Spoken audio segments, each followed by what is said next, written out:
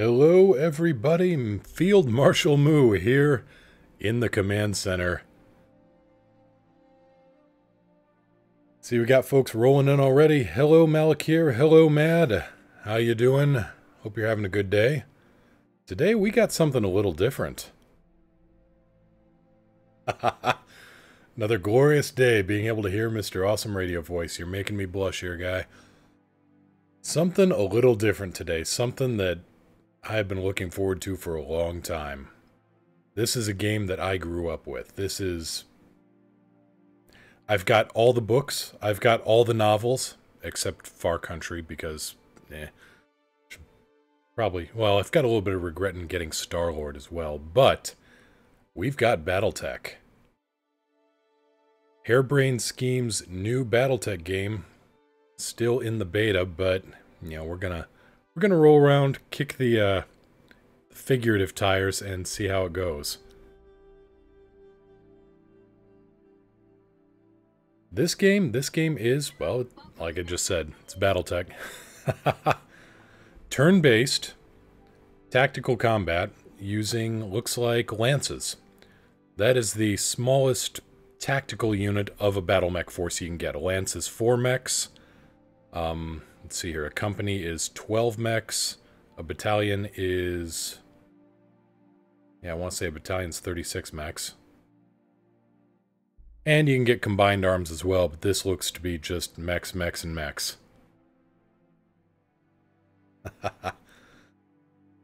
So let's see here. Lances. We've got lance presets. Last used, light assault, light cav, light battle. Alright. And lance value budget. We've got a clash, battle, war, and no limits. This can go in multiplayer, this can go in single player. Right now we're up against the computer just now because I want to kind of poke around and see what we got. I've got... oh, man. Oh, and they're starting us off with urban mechs. Thank you, but no thank you. The UMR-60 Urban Mech. 30-ton light mech designed for combat in urban areas, as the name suggests.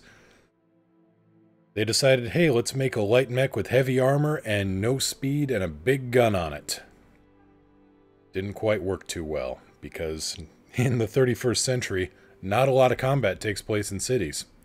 Thanks to the Ares Conventions, the rules of warfare. Most battles take place in open fields or in, wilderness areas.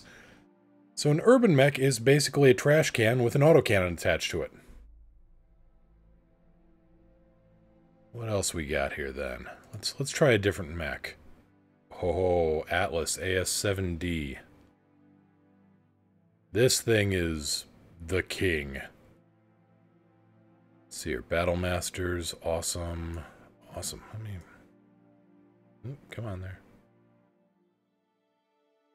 Okay, Battle Master, BLR-1G, the classic arrangement. Awesome. AWS-8T. That's interesting. The 8T model, the standard awesome, the 8Q had triple PPCs and a small laser in the head.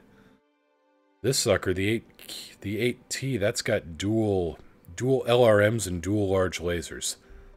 Not a big fan of that one. Alright, yeah, we just gotta jump into this. Okay, let's see. Clash. Let's call it a 20-ton battle here. Let's go with light machines. A Commando, a Centurion, a Hunchback, and an Orion. Alright, I can go with this. Let's give our enemies random, so I don't know what I'm up against. It doesn't look like there's a max amount of points. I mean, you arrange it by budget. Looks like either C-bill cost or whatever this, maybe it's battle value. But you can have 15, 20, 25, or sky's the limit. So we're going to go with this. We're going to run a pretty standard... Let's see what we got for pilots here. Mockingbird. Arclight, what do you have? Master Tactician. Passive. Mechs piloted by this mech warrior gain +1 initiative and remove 1 bar of stability damage when in reserve. Okay. And they can sensor lock. Multi-target. Evasive. Alright. So I can Alright, I see how this works.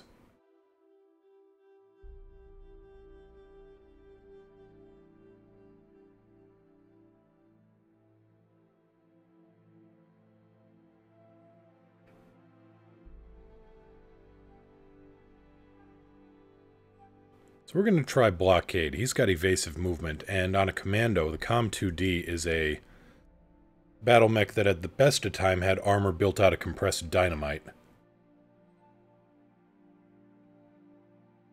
It had two separate LRM, or no, not LRM, two separate SRM launchers in there, which meant two separate SRM ammo bins, instead of one shared bin, which meant that any criticals on the sucker had a good chance, well, you had a double chance of hitting an ammunition bin.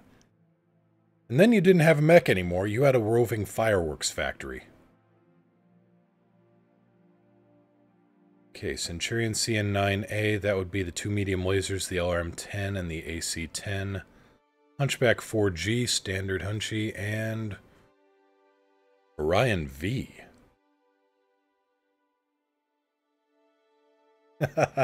Pew pew pew, fireworks! Ah! Yeah, something like that. Oh, the Orion's a good machine too. God. Alright, let's pick a different pilot for the Centurion. Kraken, you've got what? Multi-target and sensor lock. Kinda neat. Yeah, actually, multi-target would kind of work for you, as would the... But that removes the... We'll stick with this and see what happens. Hunchback, what do you get? Apex. Reaching shot. Attacks with a single weapon, ignore cover, and guarded. Oh yeah, we're putting you on the Hunchy. That's a good place for a Hunchback. 50 tons, so it's right in the medium range. Mech tonnage ranges from 20-ton lights to 100-ton assault mechs. So a 50-ton mech is right in the middle of the weight range. You got light, medium, heavy, and assault machines. 50-ton Hunchy also carries the biggest gun you can mount on a battle mech, the AC-20, which doesn't so much open fire as erupt. Okay, and the ON-1V. It's a different variant on the Orion. I think this one did away with the machine guns to add in an extra... No, wait. I forget. We'll see what it does. In the meantime, buckshot, what do you got? Passive when you're standing still, and multi-target. That's good. I like that. River Crossing, Alpine River, Big Lock, Death Valley, the stacks. Now let's start at the river crossing and see what happens. Commencing deployment. Mech warriors, prepare for combat. The history of this game, the game world itself, has just such an enormous history to it.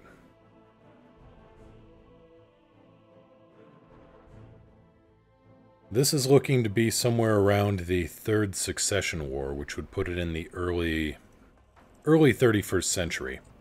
Say 3025 or so.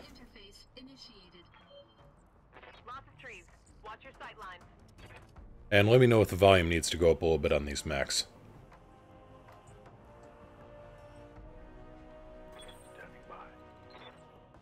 Okay, we've got sprints, we've got trees.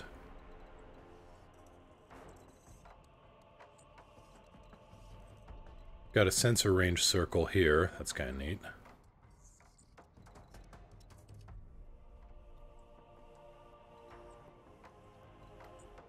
Alright, let's put you in the woods. Okay, and here's the firing arc. On my way.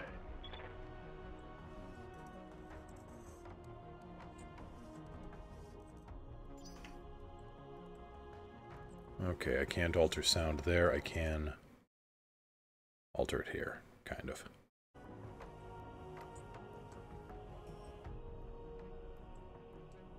Ready for orders. Kraken in the Centurion.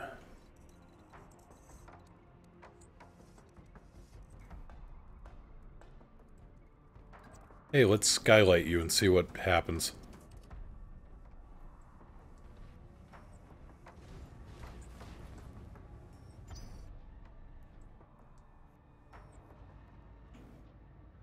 Beautiful view on the mech. That is a nice... That is a sharp-looking Centurion.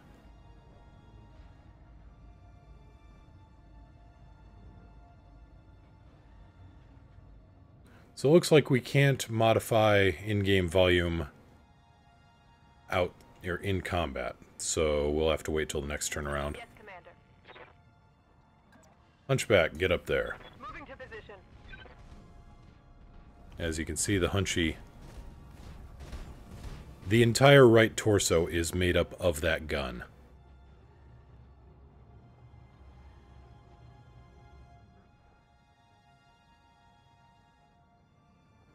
What now?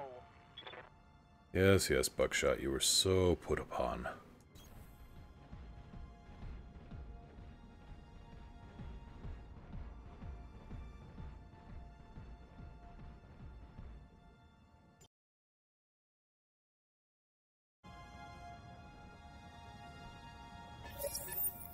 Sensors are picking up something.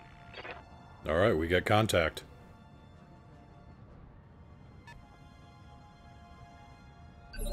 Sensors only make it out to be a light mech. We can't tell what it is otherwise. What do you need? Copy that. And now we have more contact, and lots of it. So we're going to brace him and stick him in the woods. And now we got visual, COM 1B. I think that's the large laser variant. Standing by.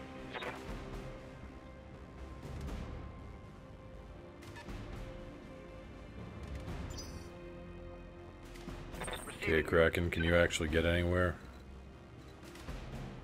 Nope. Can you loft a shot at him with the LRMs? Doesn't look like it. Wait. Magic pixel. Okay, 45% chance to hit him with the LRM-10.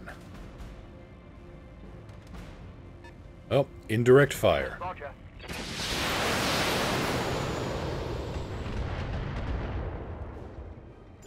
And we actually did nick him with a couple of rounds there.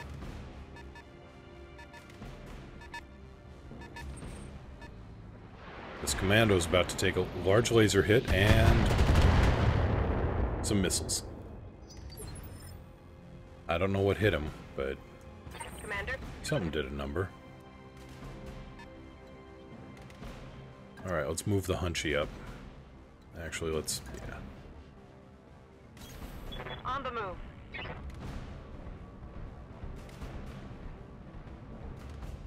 Okay, Apex, you've got a 40% shot with the AC. Now make me proud. Target locked. And that just blew his leg off.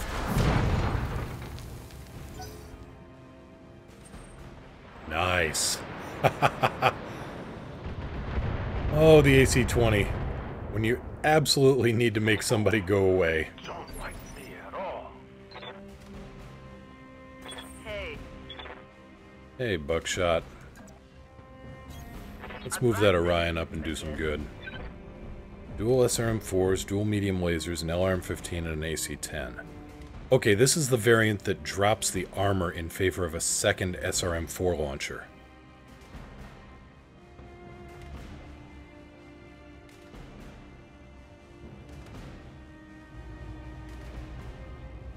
.33...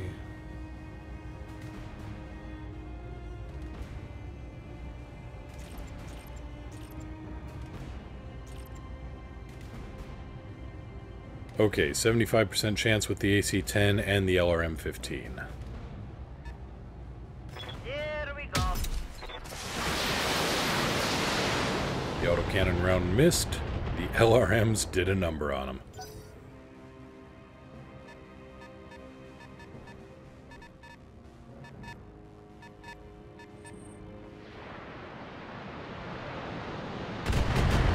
Ow, ow, ow, ow, ow, ow. I mention ow? Power breach. Internal damage. Yes, I noticed. You took a lot of internal damage there. Knocked your ass about 5 meters back. Okay, Blockade, let's move you up and get you out of that line of fire.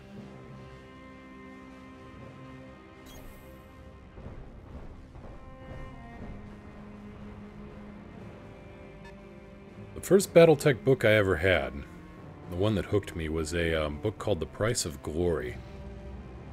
It was about the Grey Death Legion, a mercenary group. It was one of the more pivotal novels in the series.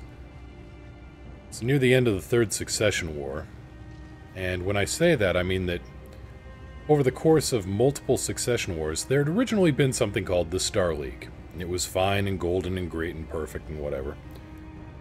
A lot more perfect for the people that never had to deal with it than the people that did. Let her rip.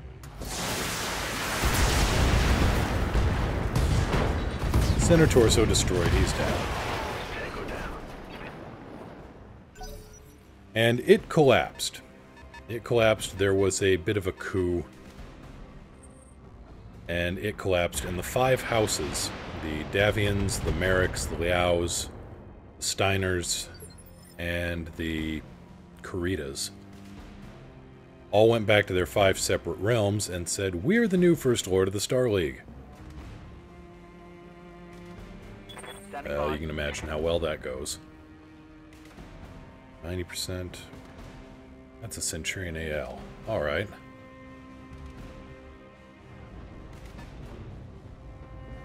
Hey, buddy.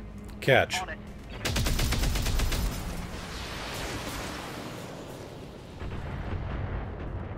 The CN9AL drops the autocannon for a large laser.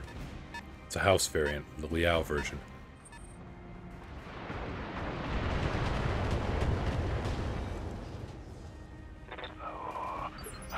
Getting my ass kicked. Yep, Blockade, I noticed that.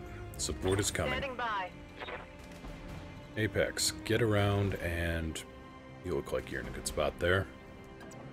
Rock his world. Moving out. Kinda like Dune. Over the course of the multiple succession wars that happened after the collapse of the Star League, technology kinda went backwards.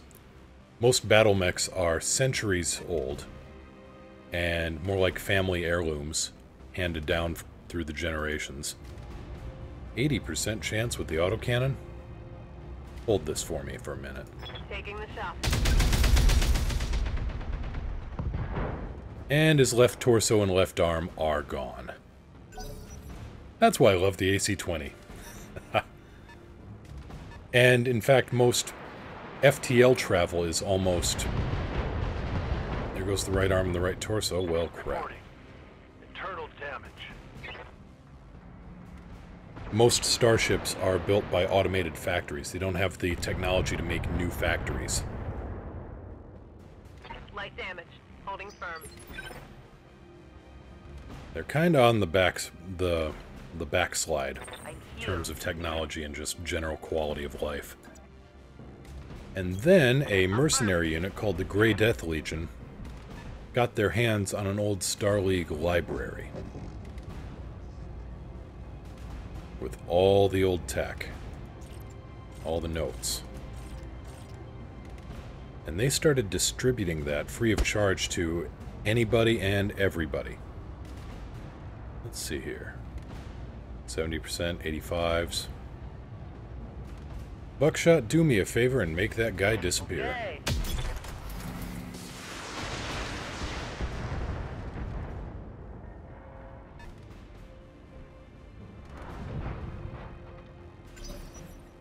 Well, close enough. Yeah. Okay, Blockade. Run around the side and give me a sensor lock. Position confirmed. Trebuchet.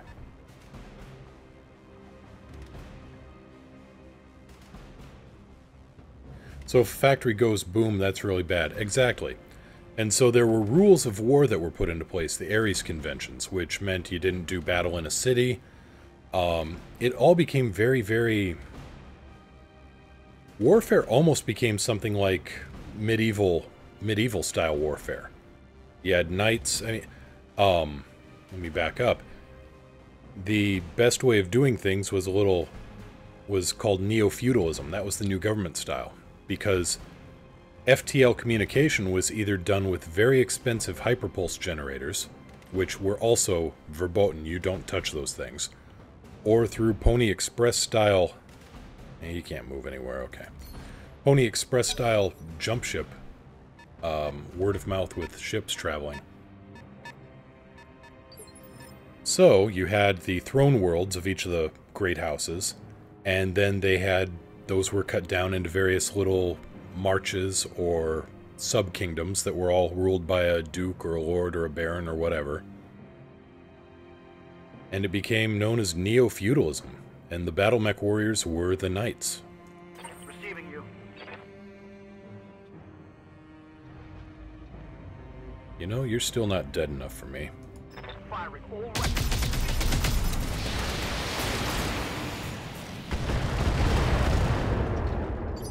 Getting there. Getting there. Apex, let's find a new target for you. Move order confirmed. Yeah, vassals under the House Lords, exactly. And then you had Comstar.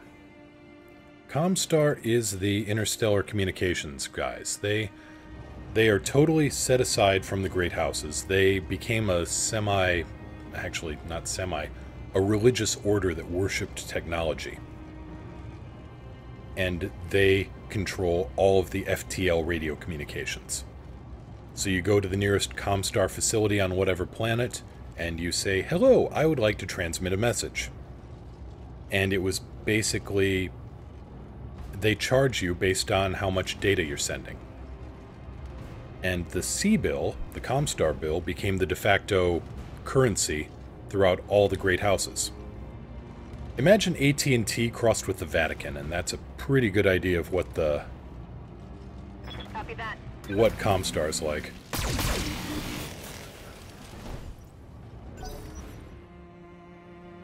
Kinda, sorta. Except that the mech warriors, they're knights, but they're beholden to the liege lords. Oh, going for the charge. Internal structure damage. And managed to do some blow through the rear armor. But you missed the small laser.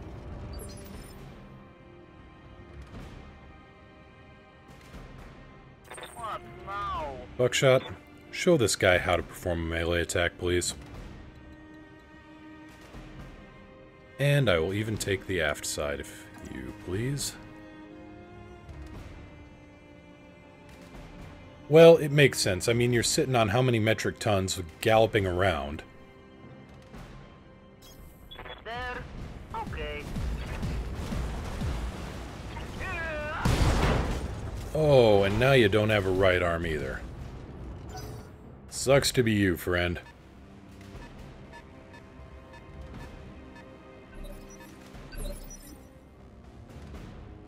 Because the mech warriors, yeah, they can... You've got a mech that can outpower any 3 tanks. But you're still, you need the dropship pilots. They handle the transfer to orbit. The jump ship pilots, they're the ones that handle interstellar travel. And interstellar travel is actually not all that fast. Jump ships can go up to 30 light years at a time. I'm here. But it takes between 5 and 15 days to recharge between jumps. Do I have any weapons left? I've got an SRM-6 and melee. Lovely. Well, let's get behind that trebuchet Heading out. and see how I can wreck his day. I got an 80% chance with the medium laser and a 60 with the SRM. Putting one of them back. I managed to ding a few rounds into him.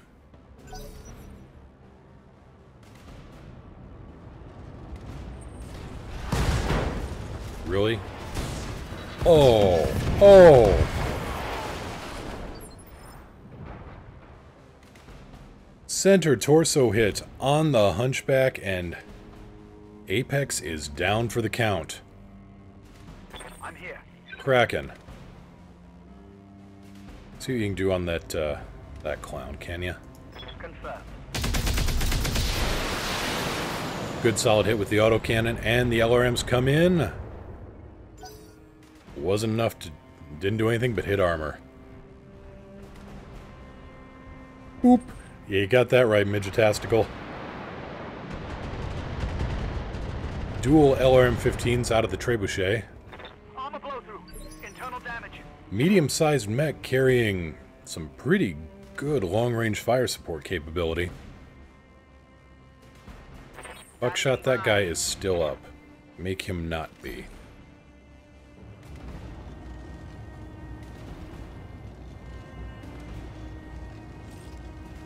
Engaging multi-target mode.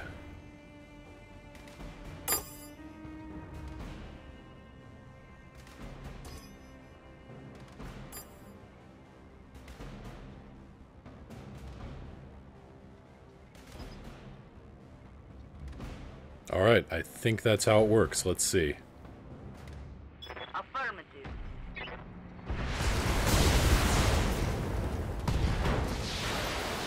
Yep, that's how multi-target works.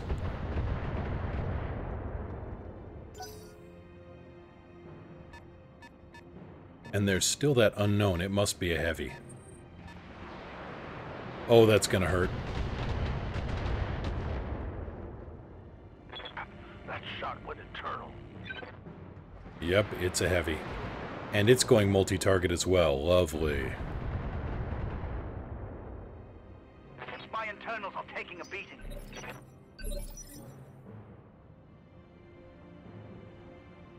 Yep. Okay, blockade. Find someplace safe, please. Copy that.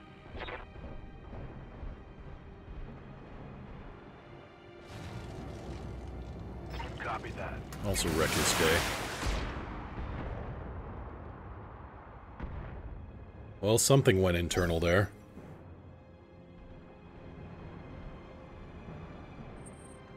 Are you really going to fire 2 medium lasers at me? Well done. Congratulations. Standing by. Okay, Kraken, what do you got for me here? Can you actually hit that target? You cannot.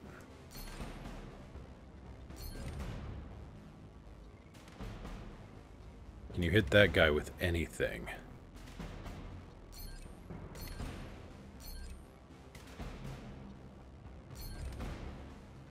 Well, you can if you turn. Or we can just work on this guy. Let's just chop this guy down to size. Firing all right. There. Better. Tango down. Now sit down and stay dead. Watch those heat levels. Okay, Kraken is overheating. His mech is actually glowing from the heat sinks working overtime. Oh, this poor guy. Well, there goes the commando. Right here. Okay. Well, I guess we start moving up on this heavy. I use the Orion to try to take out this heavy, and use the Centurion on that tree bucket over there.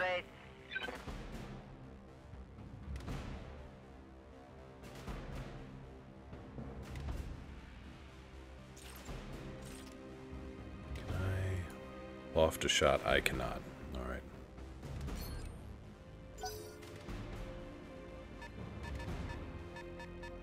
So yeah, the Grey Death Legion found a Star League era library with a lot of technological data. Not enough to, well, enough to arrest the backslide, but it would take decades for the tech to be decoded. Orders. Okay, Kraken, I need you to stop grandstanding and move down and around. Confirmed.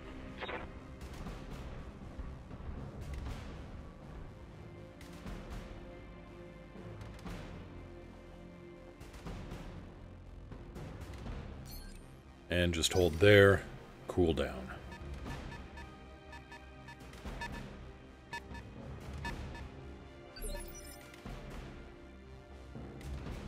Yes, Commander. I'll try. Buckshot always sounds so enthusiastic, and we've got a catapult. Okay, that's what, dual LRM-15s and quartet of medium lasers.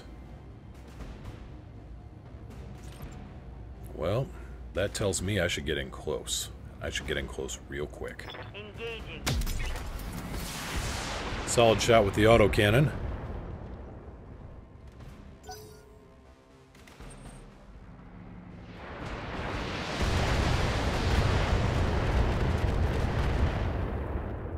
.50-50 on the missiles.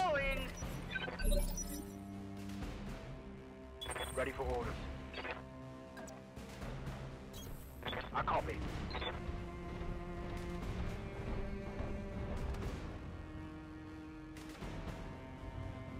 .75% chance with the LRMs from long range. Firing. Do the thing.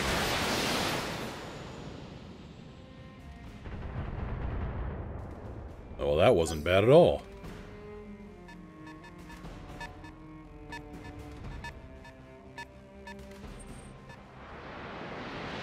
Dual 15s coming in on the Orion side. That's less than good.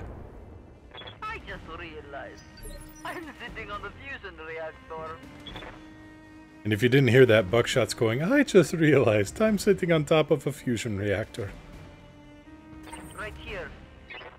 Yes! Go, go, go!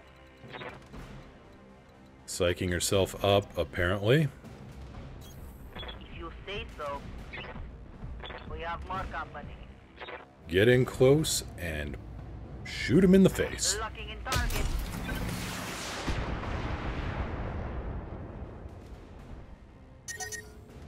I'm melting in here. Okay, she's running a little hot. That's all right. Kraken, get in and distract that On my trebuchet. way.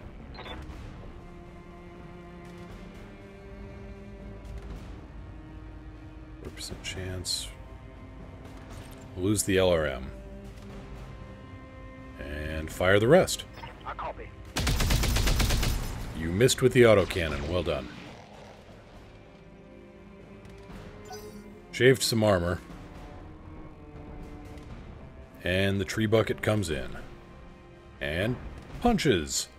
Punches hard. Internal structure damage. Yes, Buckshot, are Commander. you ready to punch this guy in the face yet? It looks like we're just going to be chasing this guy around. Position.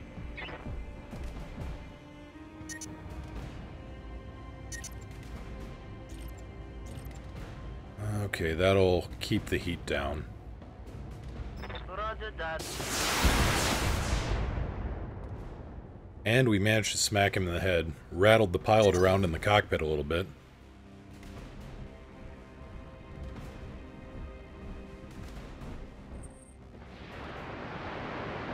So things were going fine and dandy in the Inner Sphere. There was a fourth succession war, which saw the merger of houses Davian and Steiner. Took the Federated Suns and the Lyran Commonwealth and transformed it into the Federated Commonwealth. Ready for orders. Pretty major event happening. So things were going well. And then the clans showed up. You see, when the Star League collapsed, most of the Star League Defense Force just disappeared. No idea where, just the commanding general gave an order, a one-word order called Exodus. And the entire Defense Force pulled up stakes and disappeared. Nice shot. Blew his right arm off there. Well, 300 years later, around 3050, Yeah, pretty much. That is exactly what the commanding officer said. And since he was the one who managed to stop the coup and pretty much save Earth and the Star League itself, he was feeling a little betrayed when they stripped him of his command and said, no, no, no, you're going to take the Star League Defense Force, you're going to split it up, and you're going to give all 5 great houses equal share of the military, so we can use them to club each other over the head. And he said, fuck you. Well, over 300 years... Let's see how this works. I'd rather use weapons, but... I'll just punch you in the face. Over 300 years, the Star League Defense Force evolved into a very, very different creature.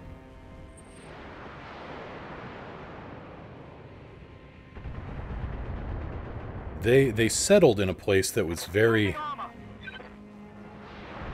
They settled in a place that was very, very sparse on resources. And so they developed a military style based almost entirely on single combat to avoid waste. Oh, that's no good. Center torso is gone. Yes, Commander. Okay, Buckshot. Huzzah! Get behind this guy.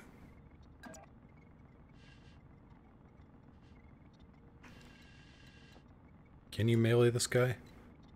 You can, and you can melee him from the back.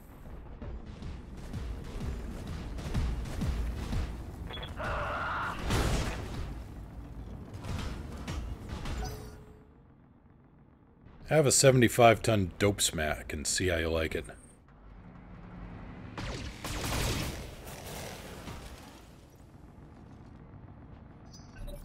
So yeah, the clans, the Star League Defense Force evolved into a group called the clans. And they decided that since they didn't have the resources... Oh geez, nice indirect fire there. I'm gonna die. And Buckshot just goes, I'm gonna die. Right here. Alright. Standing by. Since they couldn't match the whole of the inner sphere, which were what the 5 great houses were, what occupied space was called, they couldn't match them in sheer numbers, so they decided to went into a massive eugenics program. Selective breeding, artificial wombs, the whole 9 yards, to create superior warriors that could be the match of any machine. And they also upgraded their technology, so all of their mechs carry roughly 50% armor, their weapons hit 50% harder, and their weapons shoot 50% further than the best that the great houses could field. Locking in target. Left torso gone, left arm gone, center torso gone, okay. Enemy down.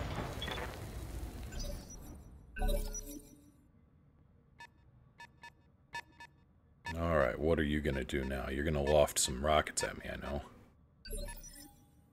No, you're not. You don't have a spotter.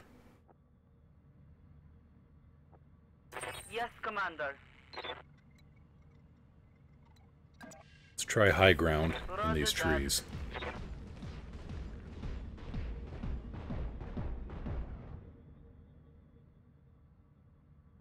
Alright, we'll brace ourselves.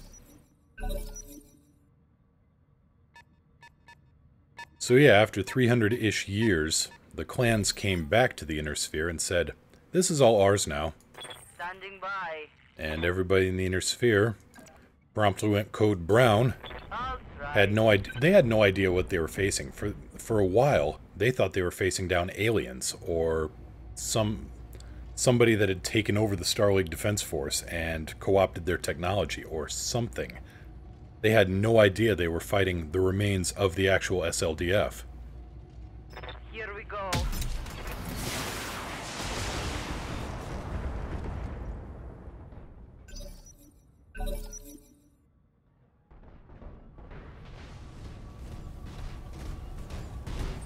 And the trebuchet gets in close and destroys the cockpit with a punch. All units destroyed.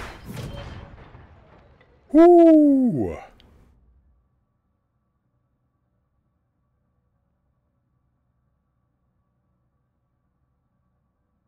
And that's how even a crippled trebuchet can take out an Orion.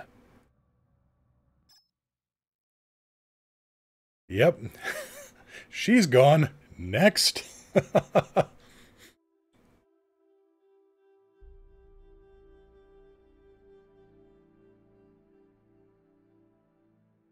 What was left on that Treb? The LRM-15s were there. Maybe the ammo if it hadn't been expended.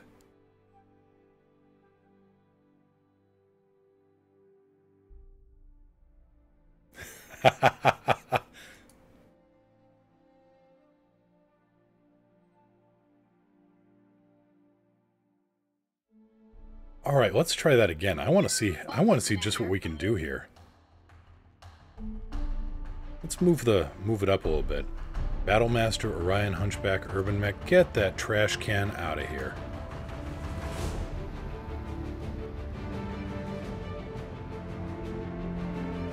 Give me a Battlemaster.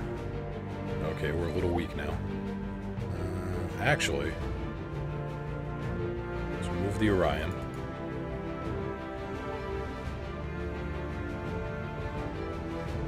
Let's go big. One punch mech, exactly. You know what? Sky's the limit. Screw it. Let's go hard. Victor, VTR-9S. I've always liked the Victor. Sadly, a little weak on armor, but it's an 80-ton assault mech that came equipped with some very interesting extras. Okay, Paradise, you get that.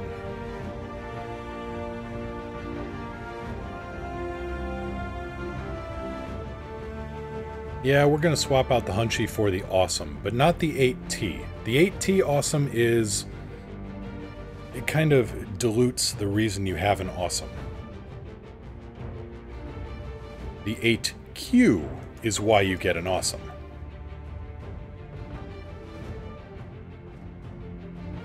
Let's see here. Bulwark. Gain guarded when remaining stationary. Yeah, that works. Wildfire, what are you in? What's your specialty? Evasive movement.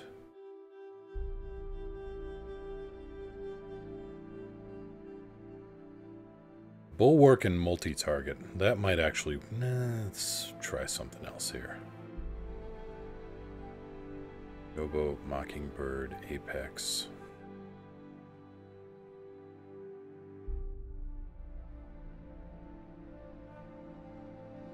Yeah, Sumo, we're putting you in.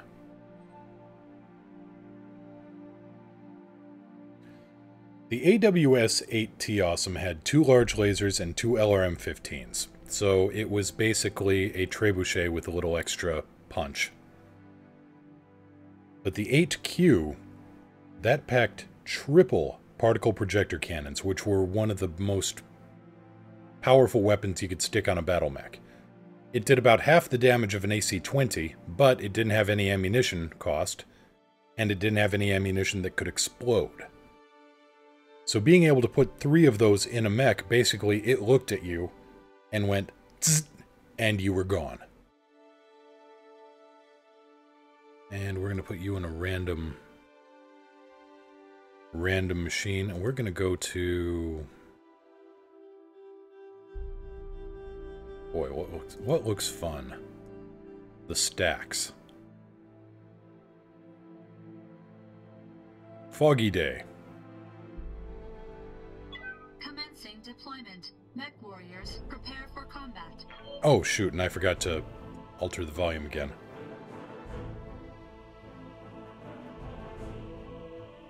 Is the volume okay, or do I need to turn it up? Do I need to back out to the main menu and turn that up?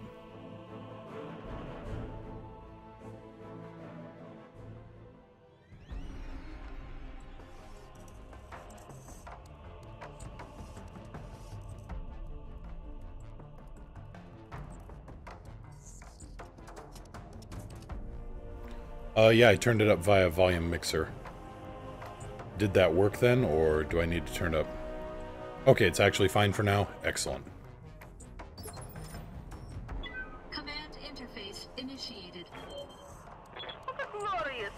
for mech combat. Something I can do. Yeah, Sumo, you can move up on this road. On the move.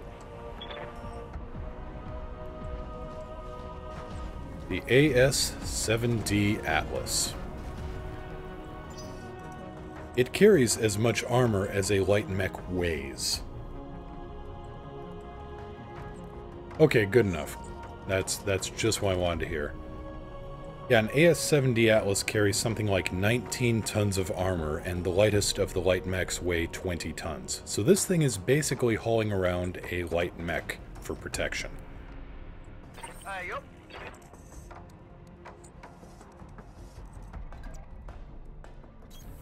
Copy that, Commander.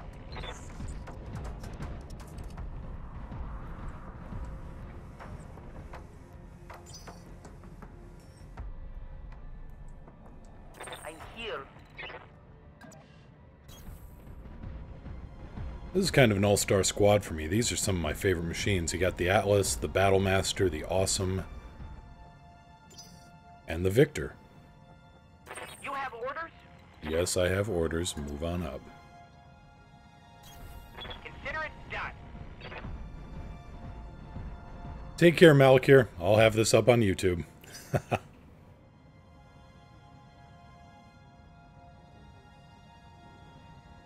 Okay. Yeah, well, kinda, sorta. It's carrying a light mech for armor, but the armament on an Atlas is... apocalyptic would not be an inexact description. 1 AC-20, 1 SRM-6 launcher, 4 medium lasers, AC-20, SRM-6, 4 medium lasers, and an LRM-20 launcher. Yeah? So this thing can loft, you know, can throw lead downrange or just loft it overhead in indirect fire.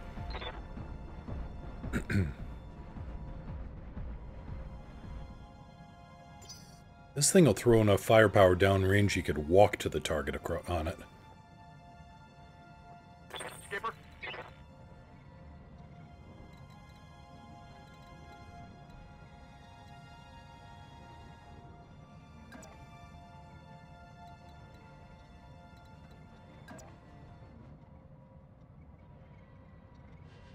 Well, that looks like a good spot.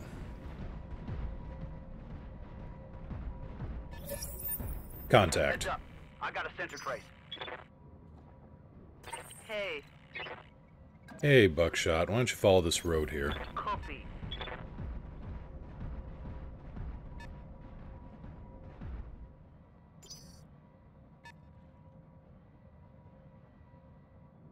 The Battlemaster was interesting. It was originally a command machine, and then they started getting headhunted in the early Succession Wars. But that big-ass cockpit right there... Can I actually move my mouse? There we go. That big cockpit right there originally packed 2 seats. One of them was the pilot, and one of them was the tactical commander for the battlefield. But as losses mounted in the wars, they just retrofitted it with more armor and removed the command console. What's the plan? Prince Hans Davian of the Federated Sons piloted a Battlemaster for quite a while. In fact, when New Avalon, the throne world, came under attack when enemies were trying to destroy the New Avalon Institute of Science to prevent him from decoding the Grey Death memory core, he hopped out of his bedroom, went down to the mech hangars beneath the palace, and hopped into his Battlemaster.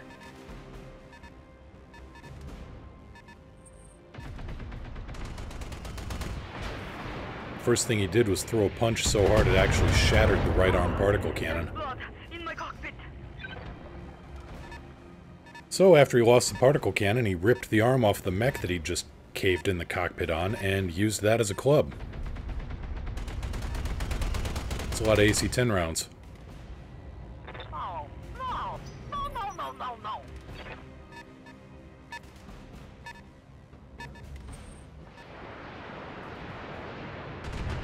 That's a lot of indirect fire.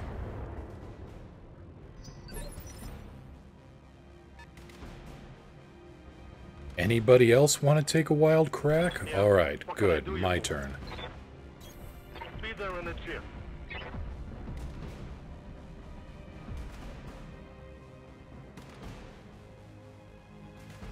I cannot actually hit any targets, though. Everything is still out of sight. Yeah, Buckshot just took a face full of it. Ready to rock. Confirmed. Okay, Ozone. You're in the awesome. Let's get you into a good position here, where you can snipe. I'm rolling.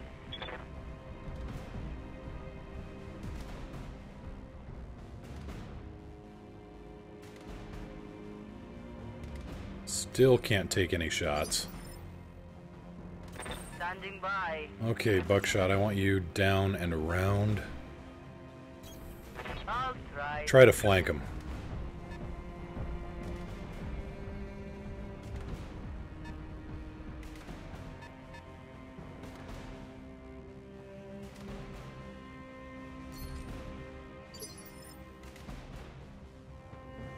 How might I help?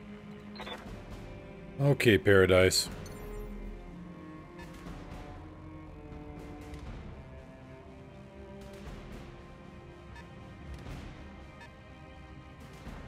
And this is what makes the Victor so special. Going skyward. Because when you can loft 80 metric tons of mech,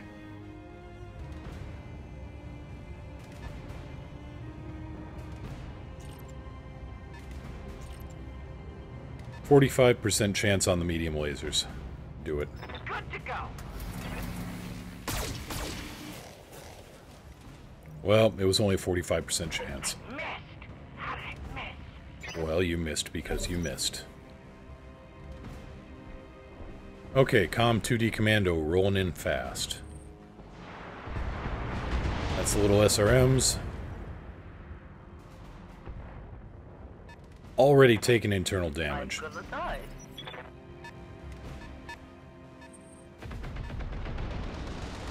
Would you stop doing that? Internal structure damage. That must be a Centurion, an AL model.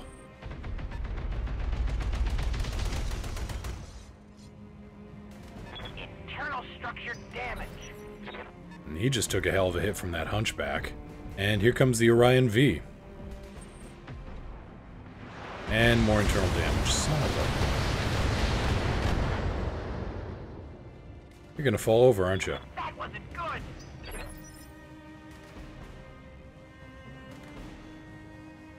What's up, Commander? Alright, now it's time to, These guys have been playing with the lightly armored stuff. Piece of cake. Let's roll Sumo up and show them what an Atlas can do. It's adorable. You've got an AC-20. Here's mine. I'm gonna make some trash.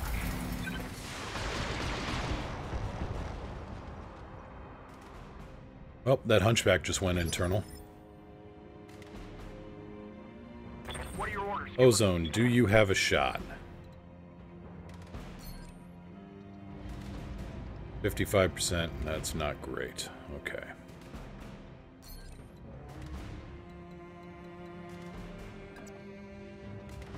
Let's get you up here.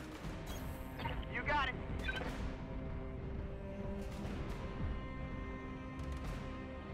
%85% chance on that hunchy.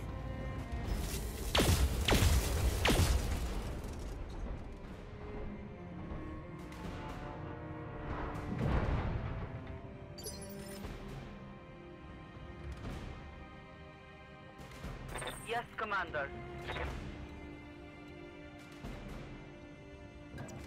Huh, I'll be damned. That commando is in melee range of a Battlemaster. Roger that.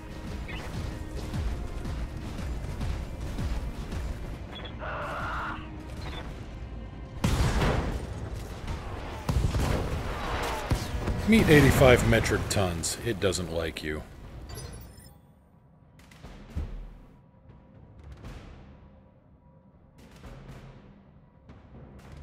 Yes, Commander.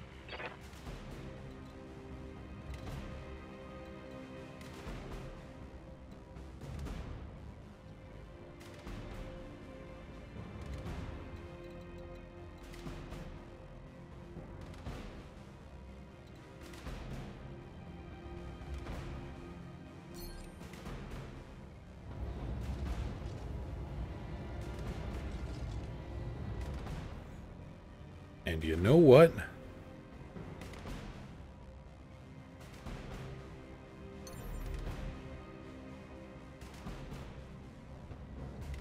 Just because I hate that hunchback this much, we're doing a DFA on him. That Victor can jump. That means that Victor can land on that hunchy.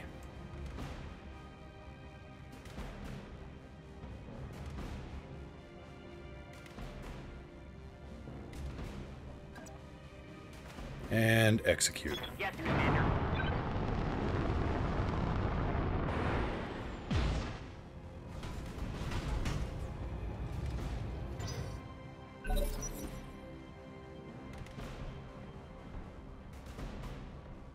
Yep, I was right. That's a Centurion.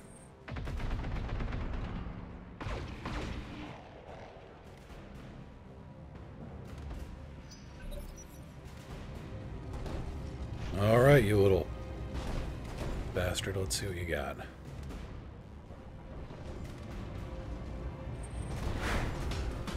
You missed. You also missed. Then again, I can't blame him. He's kind of had a bad day so far. Reporting. Serious armor loss.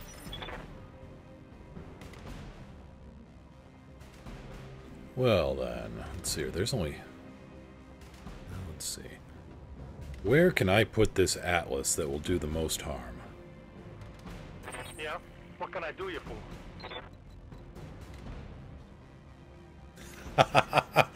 Steiner Scout Lance, you're not wrong. Consider it done.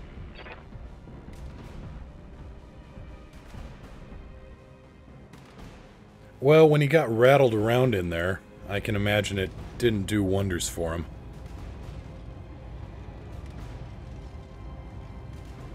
Yeah, we'll cook it a little bit. I got him. Aw, you missed.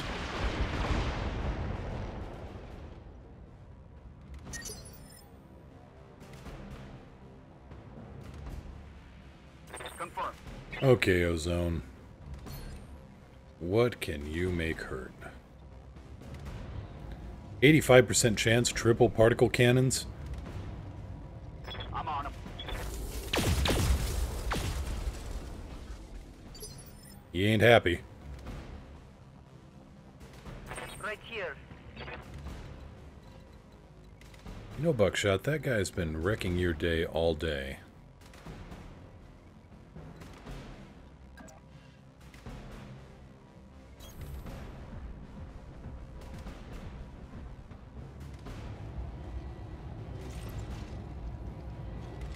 Roger that.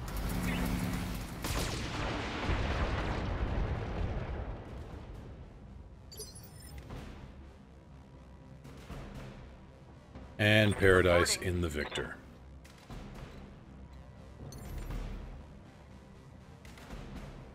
Who I could just, you know, hilariously have DFA everybody. I understand.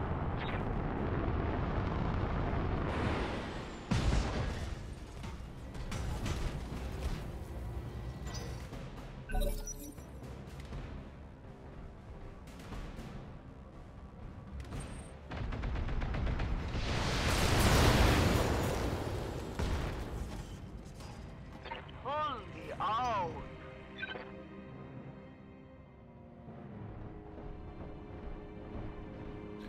And the Hunchback walks up to the Atlas.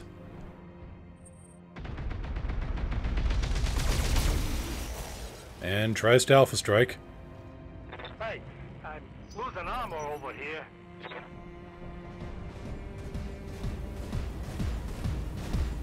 And the Orion walks up to the Atlas and gets him in the back. boy, that's bad. Okay, Sumo. Something I can do.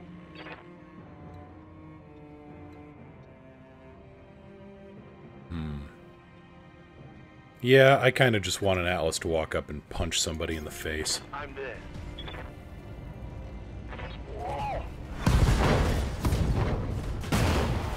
Or just field goal the cockpit.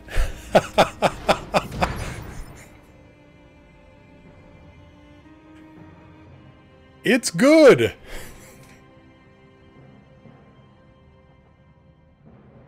Orders? Damn, that one rearranged his DNA. The particle cannons are too close, so let's use the Awesome's other ability, which is 80 tons.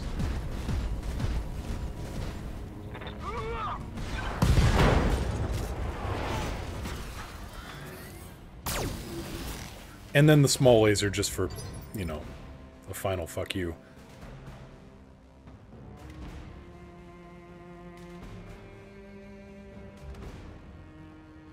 Yes, Commander.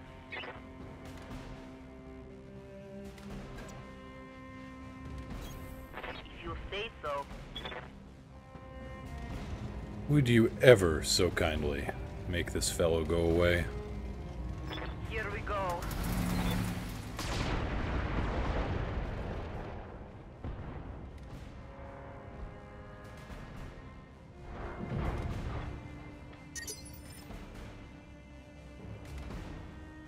Awaiting order. And paradise. Move order received. You've got an AC-20. Put it to good use. And what the hell, why not the SRMs too? Unleashing hell.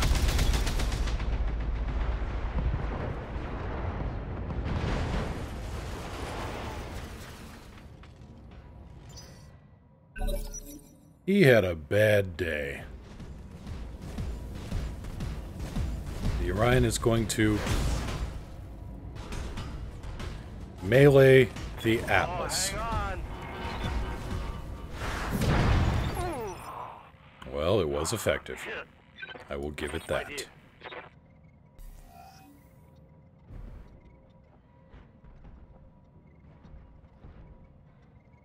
That is all I am going to give him.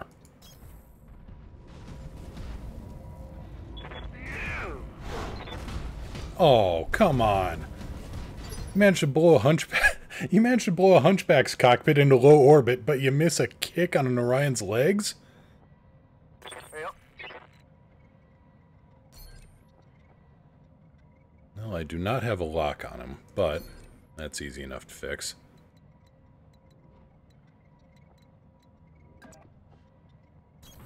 Location confirmed. I mean, congratulations to that hunchback pilot. They just became this planet's first space program.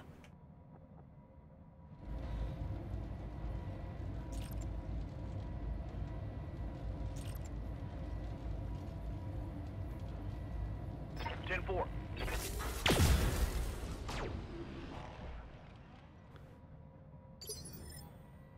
Okay, who's up? Buckshot. Standing by.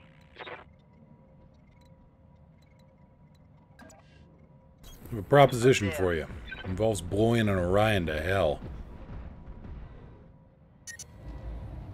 Looks like the PPC is still up, so it looks like it takes multiple... Okay, there are modifiers here. Weapon is damaged. So a crit on a PPC does not instantly destroy it. So that's a little bit different from the tabletop game. Not that I'm going to complain too hard. We're gonna drop down the lasers a little bit here. Affirmative.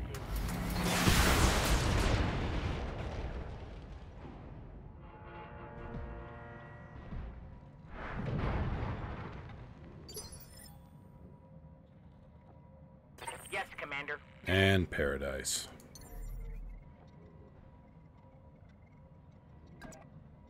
Because if it's funny once, let's DFA a prone Orion. Going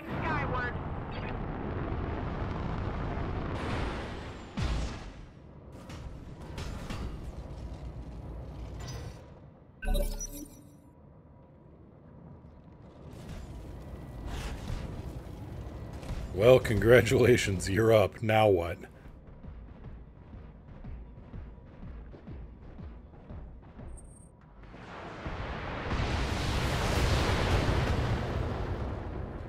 You had the back of an Atlas, Damage is minor. and Commander. you decided to shoot at the awesome. Well done. Well, Yeah? I am astonished. You know, I just want this guy to... I want the Atlas to finish this guy off with melee.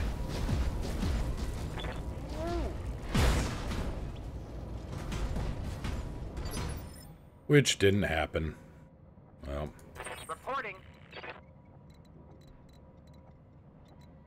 Paradise, Location acknowledged. get around here. Now you've got the back of an Orion and an AC-20. Put those two together and what do you get? Fricasseed Orion. Mission successful.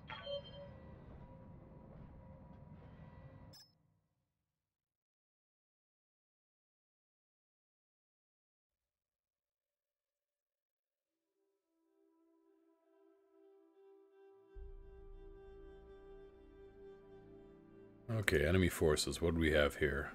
Hunchback, Commando, Orion. Oh, this... Okay, this was SEAL clubbing is what this was.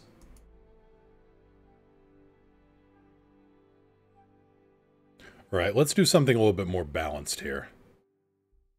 So there's a mech lab option. That's coming soon. Oh, and then you're gonna have some fun. Okay, let's use a... Let's go for a 20 million credit battle. Or 20 million battle value, or whatever it is. Let's use a preset.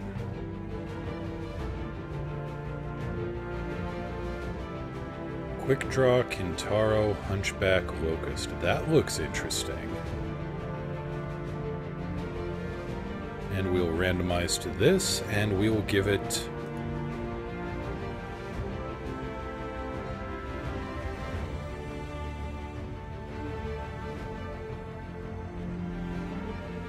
Death Valley on a windy day.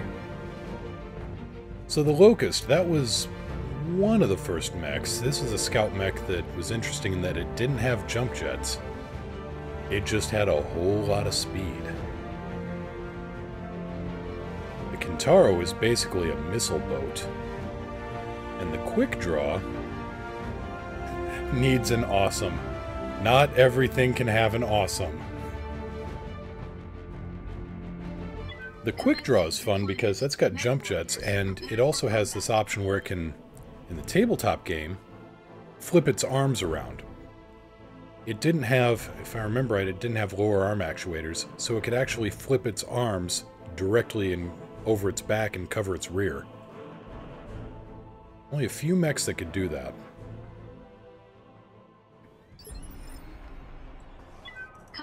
It also had a couple of rear-mounted weapons in it, so that it was nearly impossible to sneak up on the back of a Quick Draw because it had just as much firepower to its back as it did its front. What can I do for you? Okay, witness. Do some witnessing. I read you, Commander. Moving out.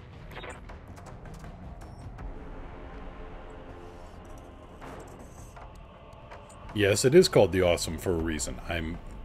But sometimes the mission does not call for an awesome. I know it's crazy. What do you need? Trust me, it also offends my sensibilities. Understood.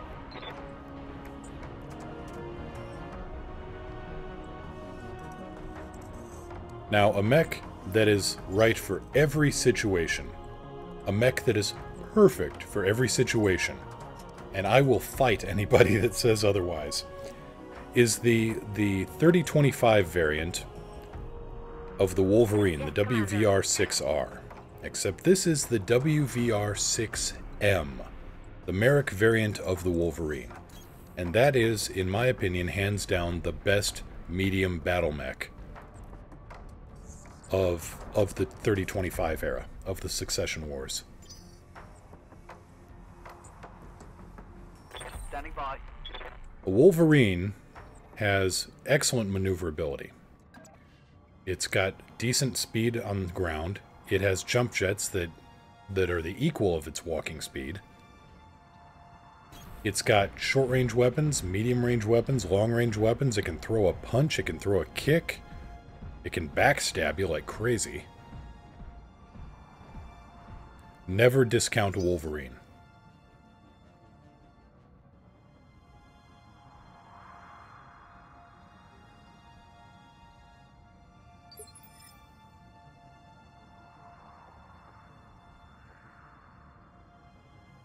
And to be honest, I'm actually surprised and thrilled that they got some of the machines that they did for this game.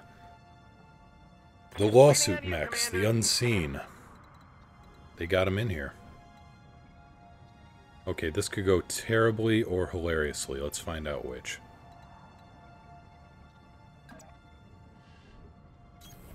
On my way.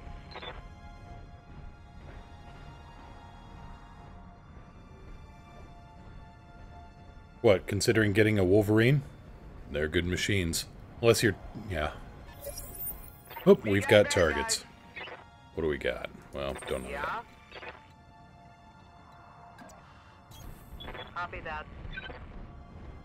I love Wolverines. The standard version, the 6R version, I'm not as big a fan of. It packs an AC-5 in the right arm. The Merrick variant, the 6M, replaces the AC-5 with a large laser. So it's just better at all ranges. Affirmative.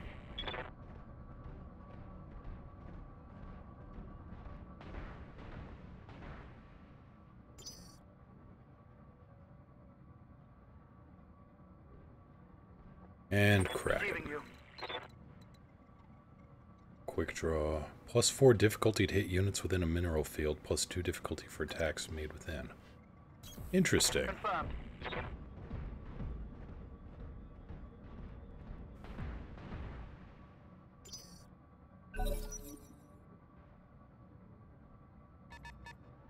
You see that sensor trace?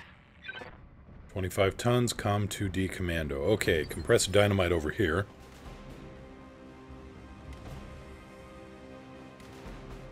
I hear ya.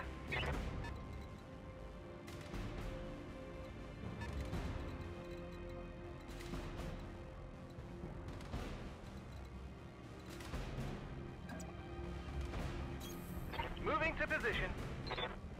Okay, LCT-1M, so that's... The standard LCT-1V packed 1 medium laser and a set of machine guns. The Locust M packs a medium laser and 2 LRM-5s. Makes it a very interesting fire sport machine. We're going to get a sensor lock on this guy because that's Witness's special ability.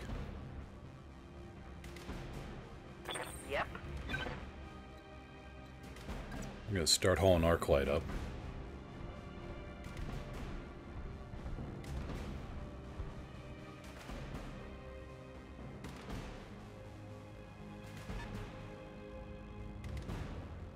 Nothing she can shoot. She can sensor lock, though. That's... but she's out. Everything's out of range of her scanners, so... brace her.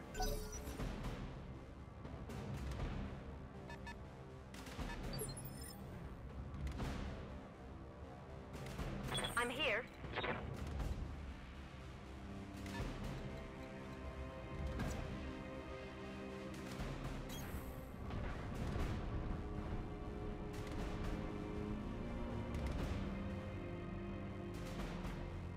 Can I get a shot off? Doesn't look like, because it's a Kintaro. Well... I can pot shot with the LRMs. 10-4.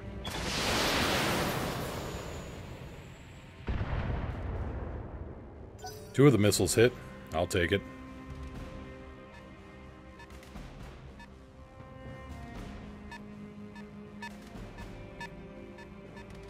$55 tons, that's probably Kintaro as well. Ready for orders.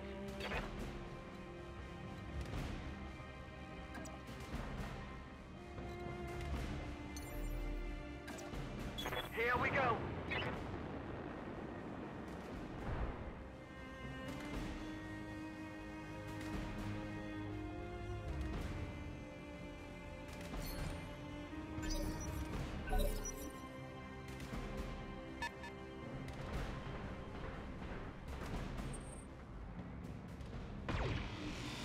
Nope. What else you got? Looks like you got nothing. Okay. What can I do for you?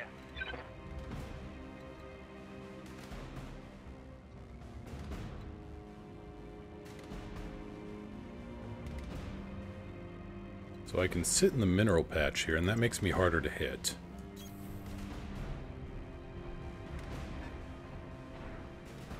And then I will grab a sensor trace on this guy again. That removes its evasive. So no matter how fast it moves, no matter how much it runs around, we've always got a lock on it. I'll do what I can.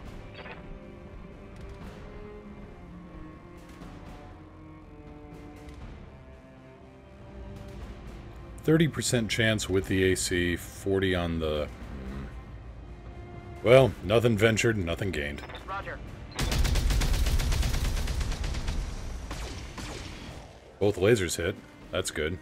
Took off a good chunk of armor there.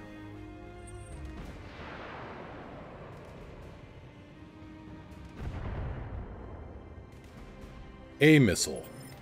Well then. Aren't you just a special kind of... Orders. Moving out. Alright, move that Kintaro up and pepper that guy.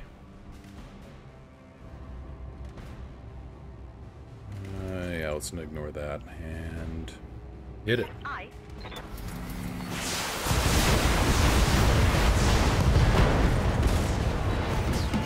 Yeah, I think we got him. I think we got him. And that's what a Kintaro does. It is just a great big pile of missiles on two legs. 55 tons, that's a Shadowhawk. Interesting.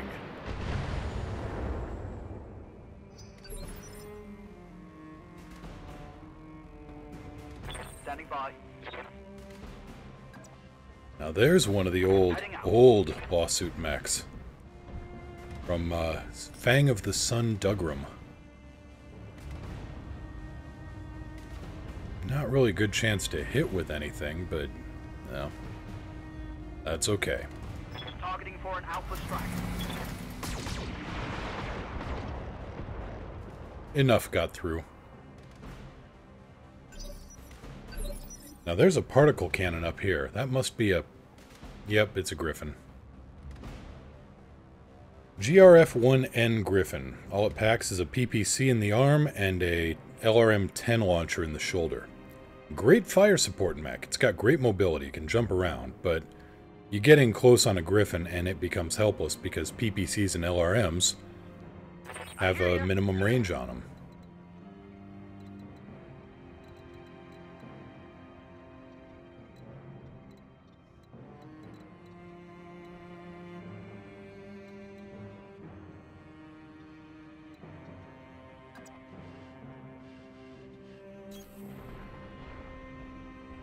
Swing that Locust around and see about...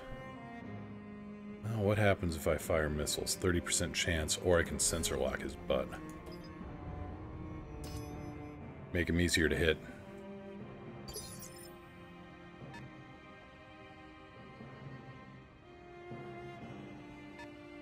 There were other variants of the Griffin that tried to remove that particular weakness. The 1S replaced the particle cannon with a large laser. Didn't do as much damage, but it didn't have the range limitations on it. The throne room on Tharkad for the Lyran Commonwealth was large enough that there was a Griffin on either side of the throne to protect the Archon.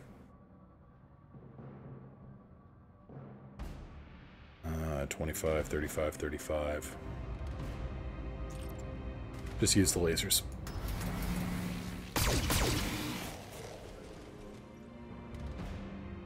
Damn it, I missed.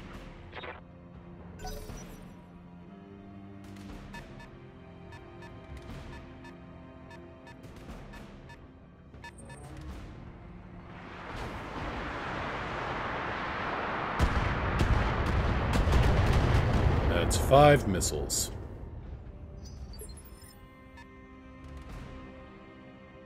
Commander?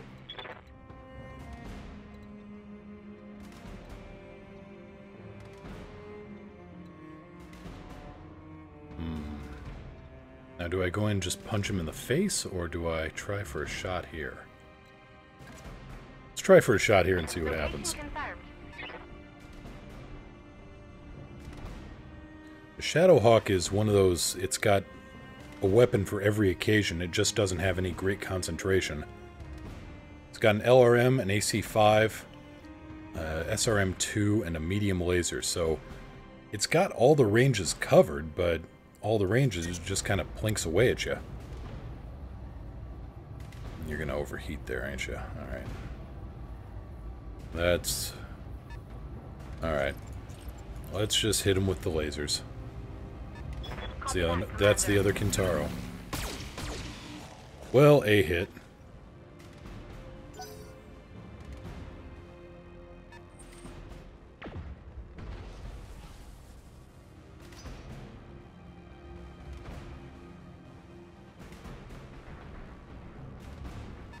Shadowhawk moves up and goes... where?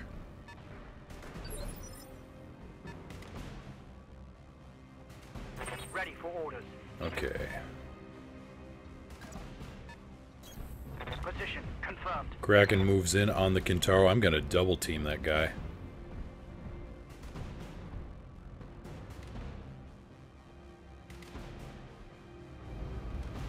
$80, $75. That looks good. Aye, aye.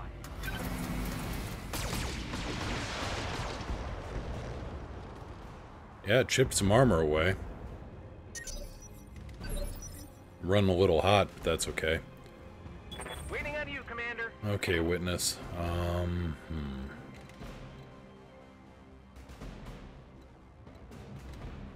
Do I really want to... Okay, we're gonna harass this Griffin with Witness.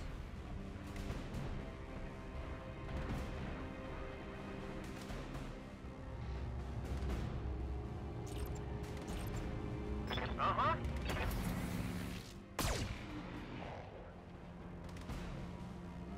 Because that Griffin doesn't have any short-range weaponry, so if I get in close enough that I can kind of screw around with him with the medium laser while staying out of his, you know, out of range of those big mitts of his. You overextended. No, let's... Boy. No, we're going in. We're going in with the hunchback on this guy. Because he's giving me his back.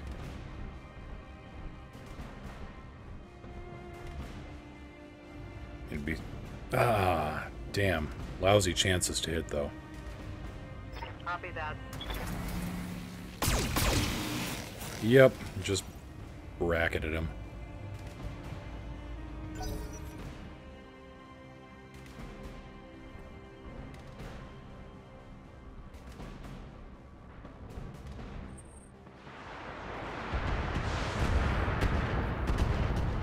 Well, that wasn't too terribly terrible.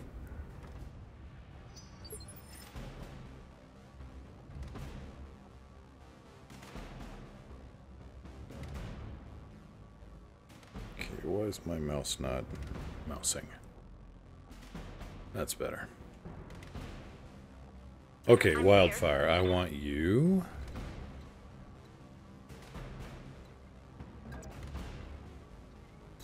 On this guy's 6. And I want you to put a lot of missiles through his aft end. Only 45.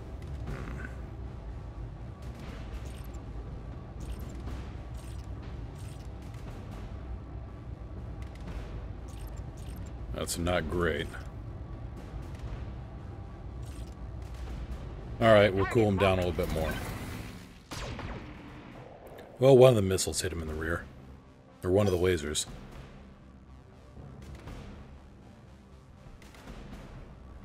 And where are you going?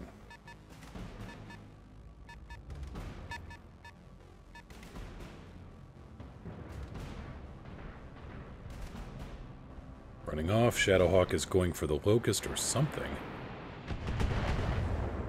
A lot of indirect fire and not a lot of effect. Receiving you. Oh, this guy in the mineral patch.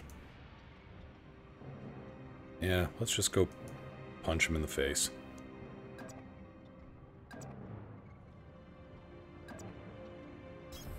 On it. Engaging.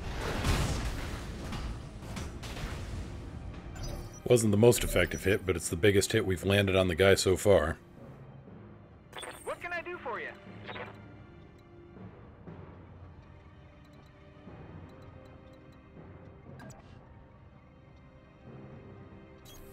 Right, Commander. So the Shadowhawk's in the mineral patch. The lasers aren't going to do much, but I can sensor lock this guy. And then bring in the Hunchback and maybe clean up on him. Yep.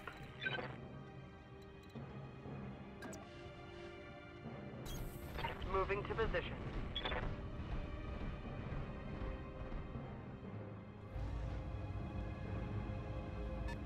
45% chance. Still not the best.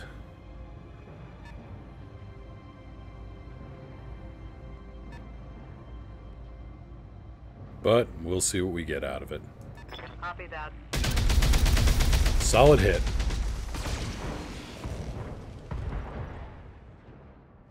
Nice. Got past the armor. Ammo explosion. Well, that's no good. That would have just sent a wave of feedback through the mech warrior's neuro helmet. As in BattleTech, all the mechs are controlled by a... Actually, cockpit conditions in a mech are not great. One, you're sitting on several centuries worth of sweat. Two, the fusion reactor gets hot enough that mech warriors strip down to boots, their underwear, and a cooling vest. And that's it. Yes, Commander. Because the heat in there can get absolutely apocalyptic. And then they got to put on something like a 50-pound helmet. At least in the older versions of the game. The helmet actually had built-in shoulder rests to help bear the weight. And then you plugged in a bunch of cables into it, and you had to have your head shaved because there were sensors all through the helmet, which took your sense of balance and sent it to the gyro. Acknowledged.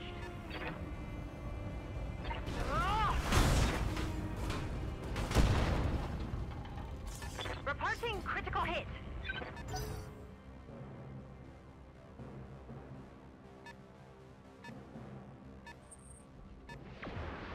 And that was actually pretty lethal if you ended up ejecting in, say, Arctic environments, because then you died of exposure. Full stop.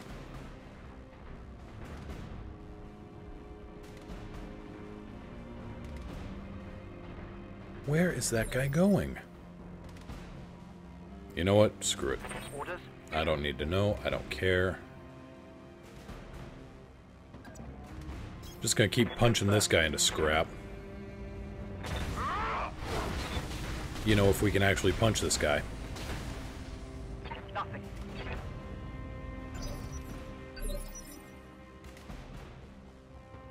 Waiting on you, Commander. Okay, that guy's off in the distance. This guy...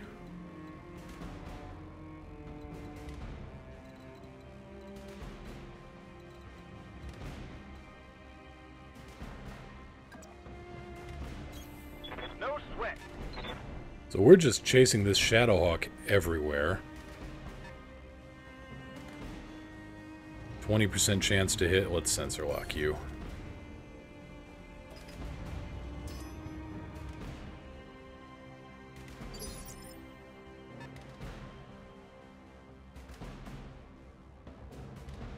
What do you need? About tired of dinking around with the Shadowhawk.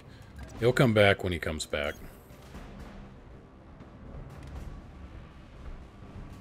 But with a sensor lock, maybe he'll think twice about doing anything too terribly stupid.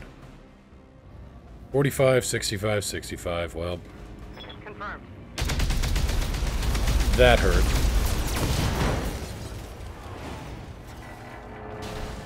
Oop. And that's what happens when you get a gyro overload in a mech.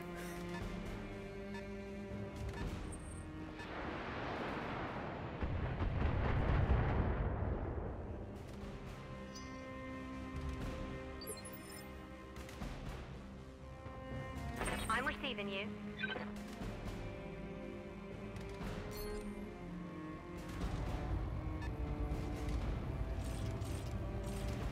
This guy's pretty well done, so let's get around and start dealing with this guy. 10-4.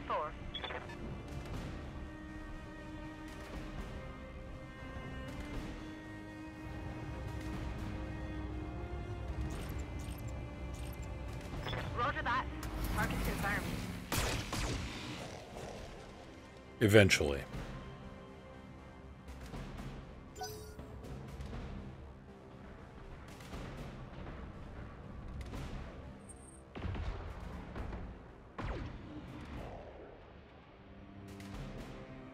That got through my armor, Commander. It was a medium... Oh, okay, it was a locust. Harsh language to get through the armor on a locust. I'm here. Can I actually hit you with anything? Got a 70% chance.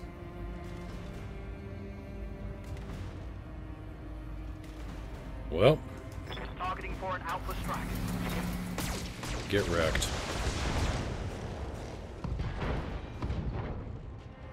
Scored a critical hit. So he doesn't have any torsos anymore. Oh wait, he still got his right. Damn, I thought I'd taken out his... Oh well, just means he's extending the inevitable.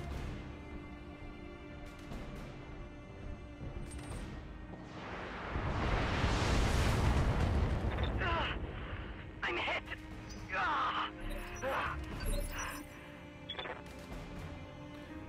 Should not have did Here we that. go.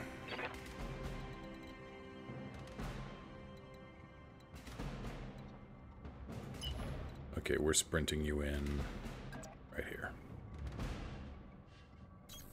Double time.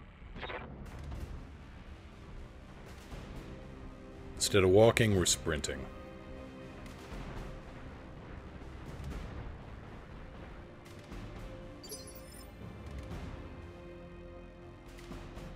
Aye, aye. Now you are out of the mineral patch now. Position confirmed. Which means Mr. AC-20 wants to have a few words with you. Still only 45%. Damn. Well, Mr. AC-20 might have a word. Guess not. The other lasers did.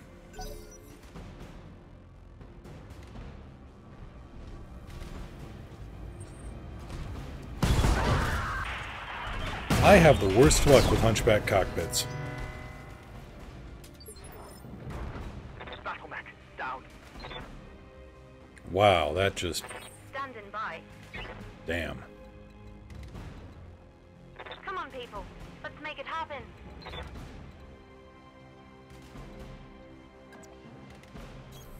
Coordinates received. Okay, we're going in on the damaged side of this Griffin. Kinda damaged. Maybe damaged. We're adding more damage.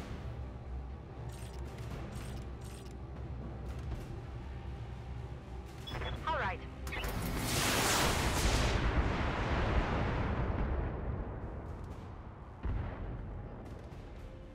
Scarred a critical Destroyed hit. one of his heat sinks, damaged the head. He's going hoppity hop. Reporting minimal damage.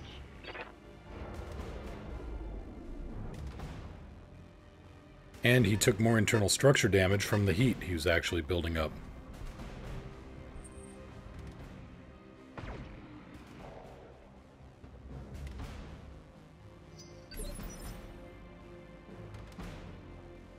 Ready for orders.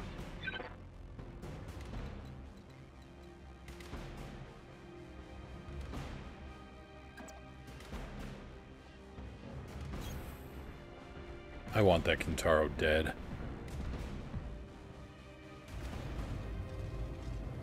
Firing all weapons.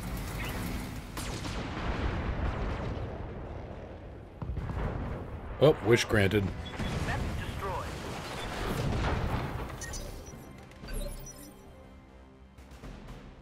Just chopped all the guns and missiles into his center torso through that crippled side, and, well, that's all she wrote. Commander? Now you, what can we do with you to make you actually, you know, do something in this fight?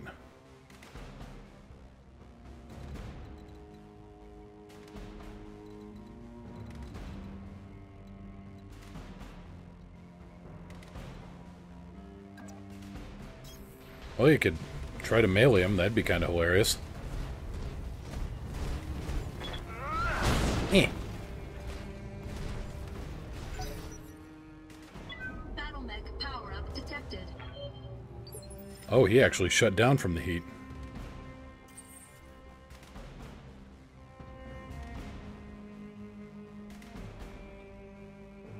Okay, that guy's doing well enough on his own, so let's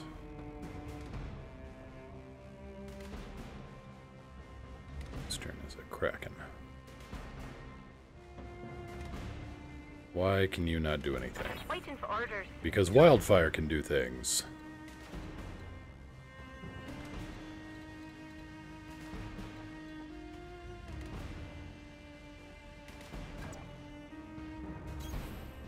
Move her into the woods. She's a little bit harder to hit with all the trees in the way.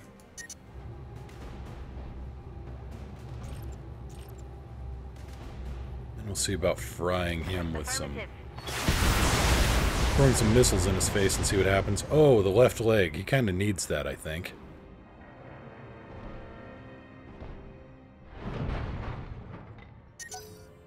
I'm told that's important for bipedal machinery.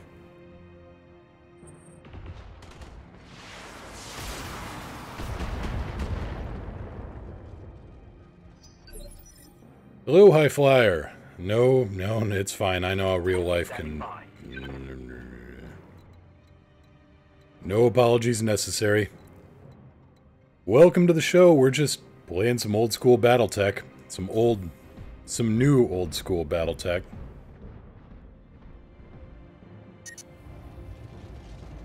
Okay, that's gonna shut me down if I do that.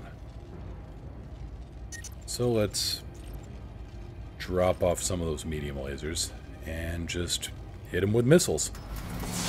And 2 lasers.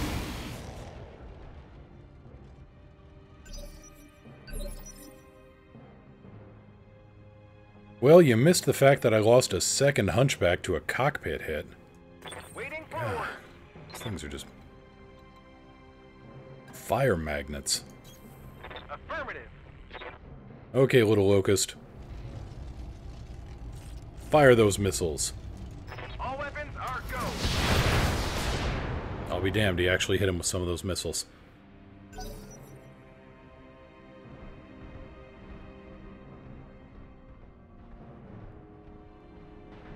The game is BattleTech. It's the new turn-based tactical game from Harebrained Schemes based on the old BattleTech tabletop game. Yes, Commander. Still in the beta right now. They've just gone to multiplayer, but I'm getting reacquainted with it by running through the single-player skirmishes. I'm here. Okay, Wildfire, can you hurt this guy a lot, please? Shutdown warning, shutdown warning. There, that'll cool you down a little bit. Confirmed.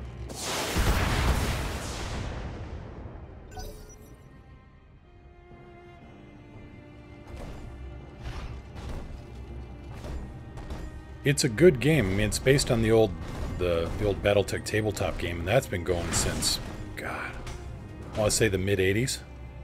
It was originally Battle Droids. These were originally unmanned machines. And then they got sued by George Lucas for use of the word droids. So it became BattleTech. And then, instead of being robots, they became manned vehicles. That Shadowhawk decided he needed to not be there anymore. About the smartest movie he's made all day. I copy. Set in the 31st century, 300 years after the collapse of the golden age of humanity called the Star League, which actually was not all that golden if you ask anybody else.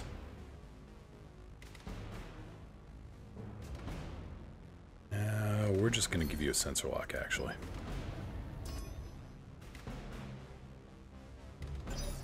Yep, pretty much. Commander? I mean, any droid phone actually has to pay Lucas for the rights to use the name.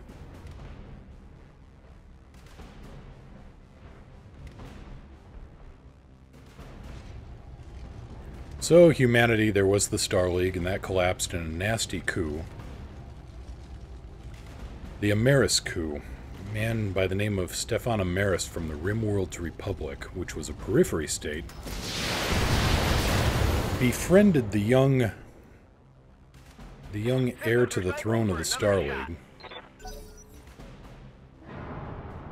His name, Richard Cameron, I think his name was. Well, young Richard's father had been killed in a freak accident while he was observing a mining facility, which they still don't know if, 300 years later in-game and 30-some years later in real life, they don't know if it was actually a conspiracy to kill him or what. Nobody's ever said. Ah, you're overheating. Let's just get you to punch him. Location confirmed. So young Richard, 12 years old, befriends Lord Amaris. Well, you probably didn't need that left arm. Didn't have anything important in it. Uh-oh. Haha, you missed.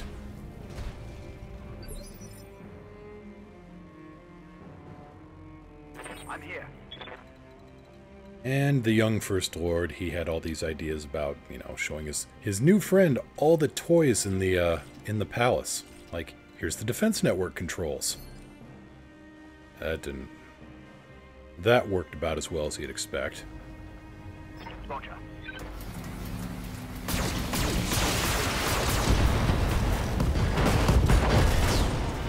Oh, he just took all the damage.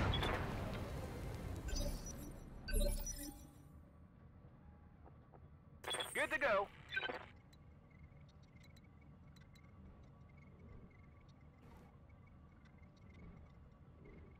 High Flyer, I came from a little place north central Iowa. My home address said Mason City, but I went to school in a place called North Springs. And we were served by the Rockwell Fire Department, so we were just kind of literally 10 miles from the middle of nowhere. Okay, Witness, can you get a shot on this guy? You can loft a couple of LRMs at him. Roger, Commander. I got the shot. Then I moved down to Ames, to Iowa State, and that's where I met my wife.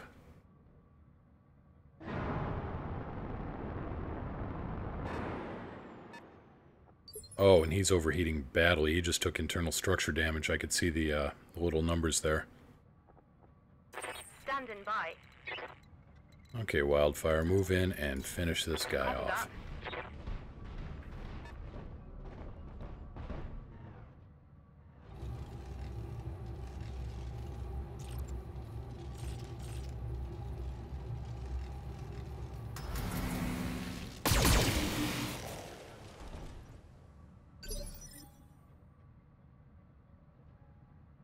Oh yeah, I know where Wakan is. Never been there, but I know where it's at. Okay, let's get over here and finish this clown off.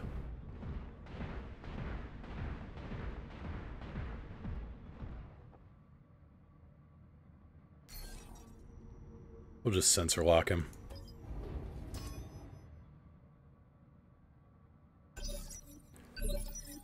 So on the young First Lord's birthday, Lord Amaris gives him a box. And in the box is another box. And in that box is another box, and another box, and another box.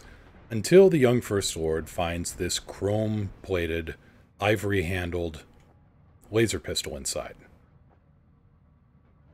And Lord Amaris says, "Hey, you want me to teach you how to shoot it?" "Sure." And then Amaris pulls the gun and shoots him with it. Roger that. Immediately activates all the palace defenses and switches the IFF around to hit all palace guards instead of intruders, basically locking in on all of their IFF beacons that was supposed to protect them from the internal defenses. Amaris then called in the rest of the royal family, like 30-some people. No, I take it back. There's like 130 in there. And ordered every one of them to kneel, one at a time. Well, 23 of them refused to kneel. The 24th one, who was like this 12th cousin once removed, whatever, said, "Okay, I'll do it." And Amaris grinned, pulled the gun again, and shot him, and then ordered his guards to shoot everybody else in the throne room. After that massacre was over with, they locked the throne room down and left it for 10 years. Because that's how long it took for the Star League Defense Force to get rallied around and actually come back and attack Earth and retake it. Orders.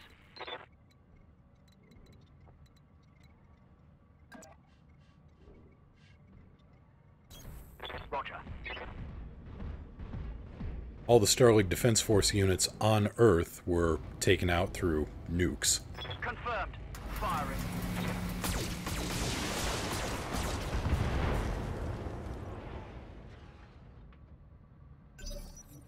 The largest piece of any of those Defense Force mechs that actually survived the coup, it was the left thumb off of a Highlander-class mech. Commander? Got it.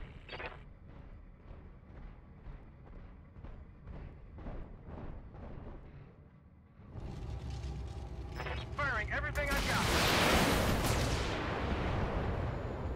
This guy's not going down easy, but he's going down.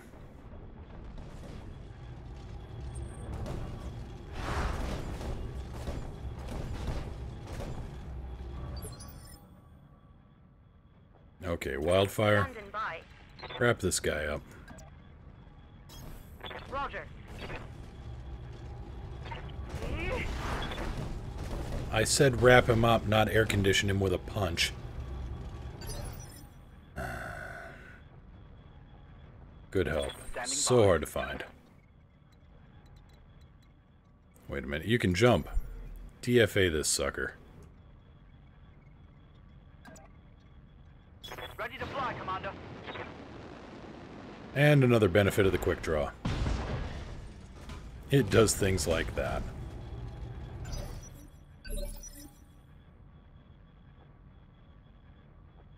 Good to go.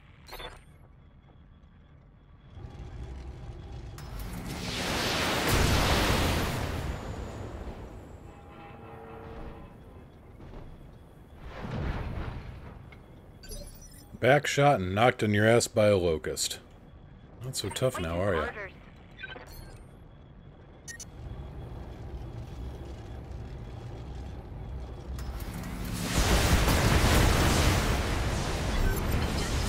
Finally!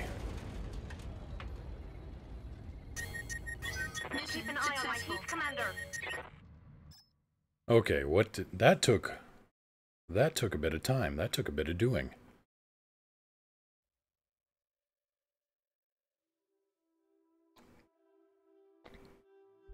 Light and medium mech battles actually usually take a lot more time. Just because there's a lot more missing and a lot less firepower being thrown around.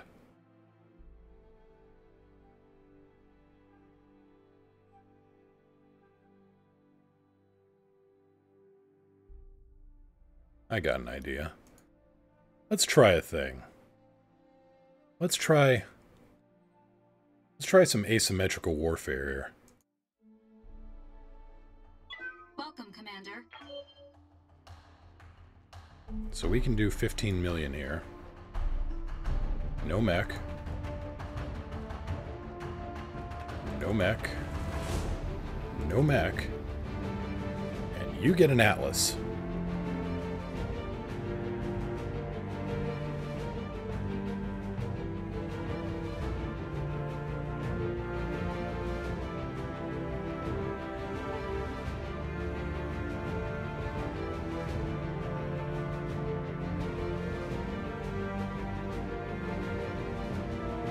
Let's see, multi-target. Yeah, we're gonna put Sumo on board.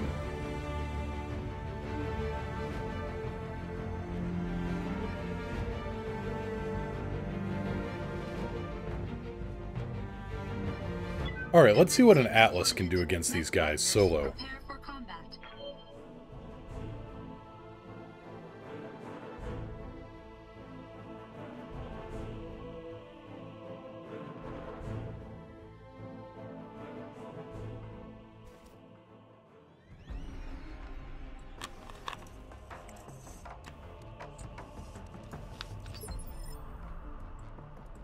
Command interface initiated.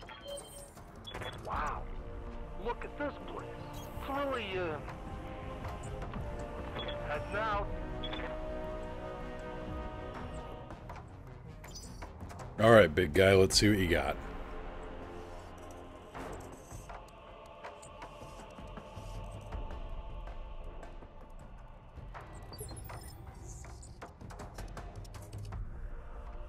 Something I can do.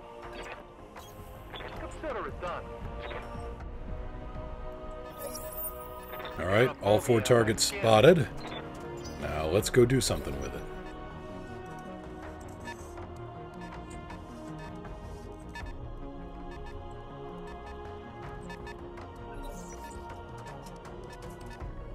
I assume they're going to try to flank him. I'm going to try to get into a position where I can either just rip him open with the autocannon or, you know, beat him up. Jenner, JR7D. 30 tons, very fast, decent jumping, and the armament's nothing to laugh at either. Losing armor over here.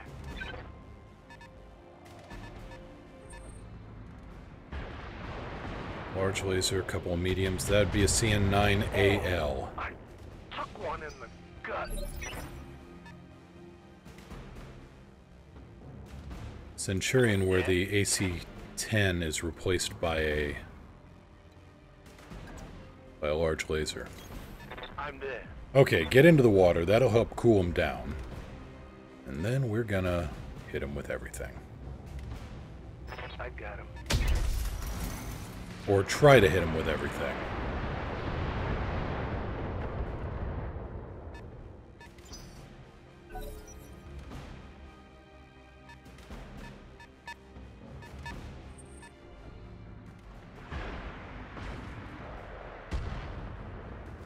Large laser and some missiles. That'll be a commando of some kind. And a Panther with a particle cannon.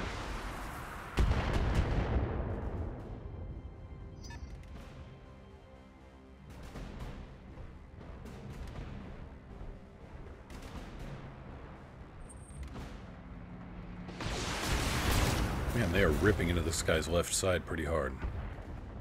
I've already lost a third of my armor.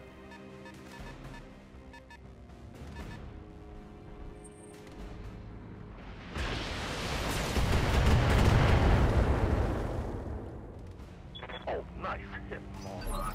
Yeah, I'm getting real tired of these guys already. Right here. So, what would it take? You know what? I don't care what it takes. I'm just gonna wreck this guy. On my way.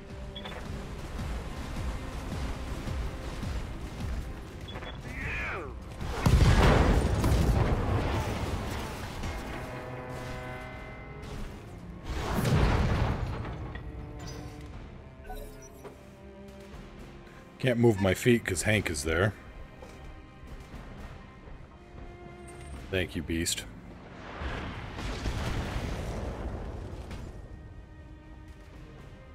Armor breach.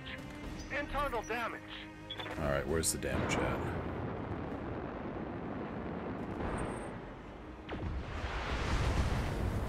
Yep, I am just about sick and tired of that particle cannon already. This guy's actually getting up with a busted leg. And then running like hell. And then shooting me in the back. Okay, that's... There should be no way, if his left leg was destroyed, how he can actually... Oh, I think I broke my collarbone. Yep, this ain't good.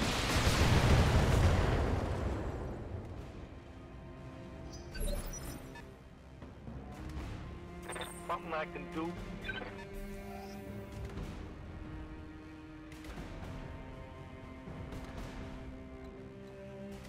Alright, I'm up. Let's go.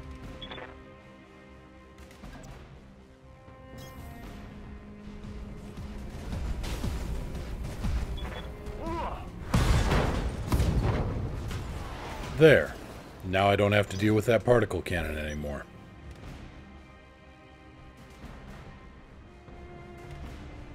Too bad I can't use his arm as a club.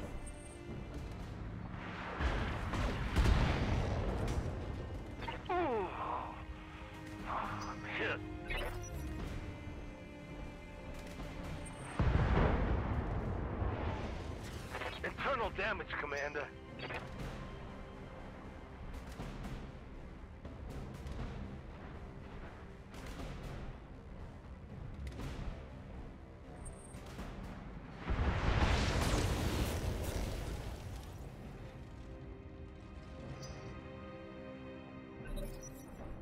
That Jenner managed to cook himself. Here comes the Centurion with everything.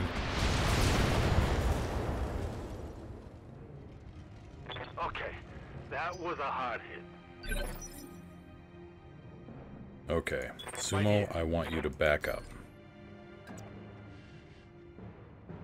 To face everybody here. Okay, I'm down the SRMs. 70 there. 45, 65. Throw everything at this guy. I got him.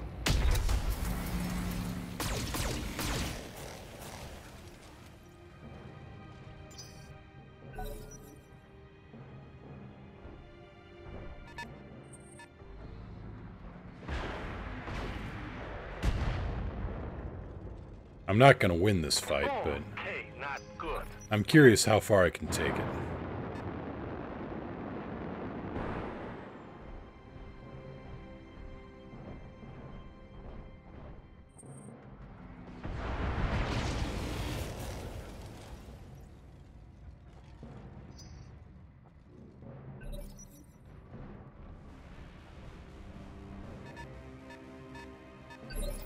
Okay, he actually... Centurion went hiding. Aye, aye.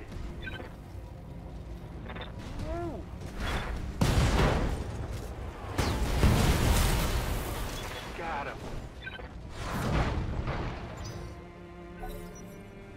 It's all fun and games until the Atlas loses an arm. Forget which edition of the game it was. It might have been like 3rd or 4th edition of BattleTech that had... The cover on the box was an Atlas with one of its arms ripped off and just wires dangling out of the shoulder. And somehow it made the thing look even scarier. Oh, that's a DFA. Armor breach. Internal damage.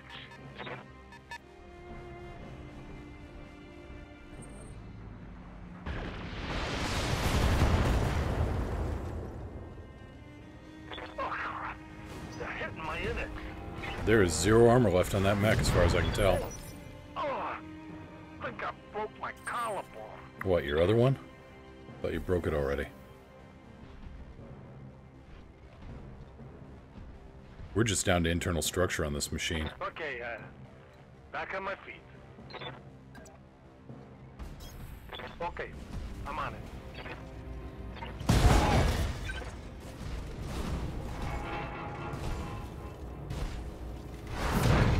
Shoulder ram with an Atlas.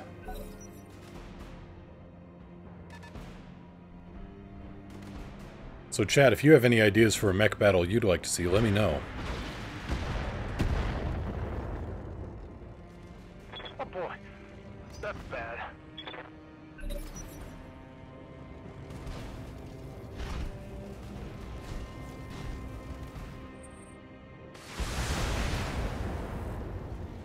Internal damage, Commander. Oh, back shot. This is going to be the end of it.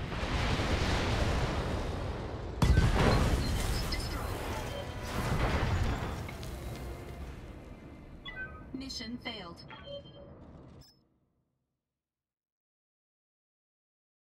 Yeah, let me know if there's anything you'd like to see, like, you know, any crazy setups you'd like me to try.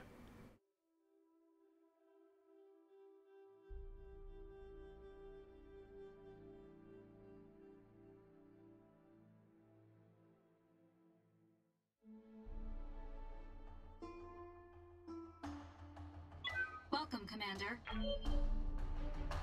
We definitely aren't doing one Atlas versus everybody else again.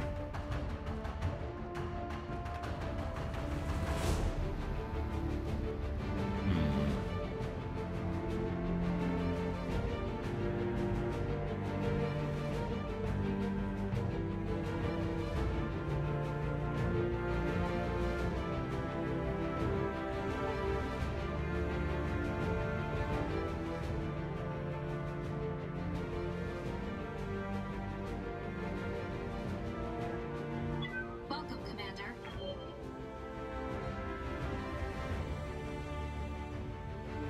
What other mechs do we have here? We got the Battlemaster, the Awesome, the Victor. Couple of Victor variants. The 9B has a bit more armor than the 9S. Two Orion variants, the Catapult, couple of quick draws.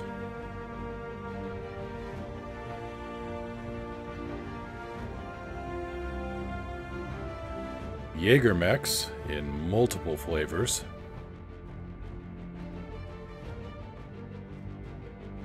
The Jaeger mech was designed to be pretty much an anti-air mech. AC-5s, AC-2s, couple of medium lasers.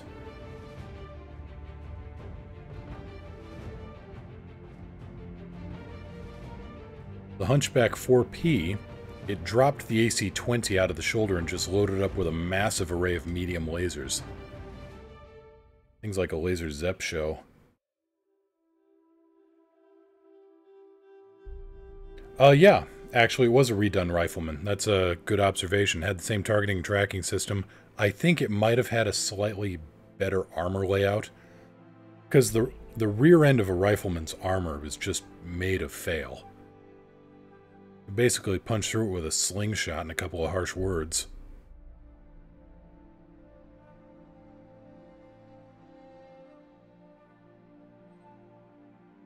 Oh, hey, they put in the fire starter.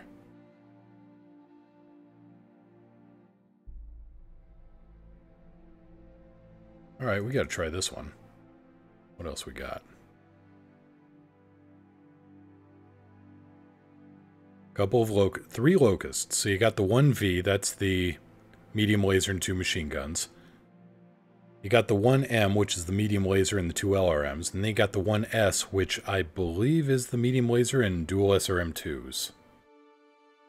Yeah, Irbies. Now, if they had the R60L, that'd be hilarious. So you got the UMR60, which is just a small laser and an AC-10. But the UMR60L is an AC-20 in a little 30-ton machine. Basically, the gun was wearing the mech for protection.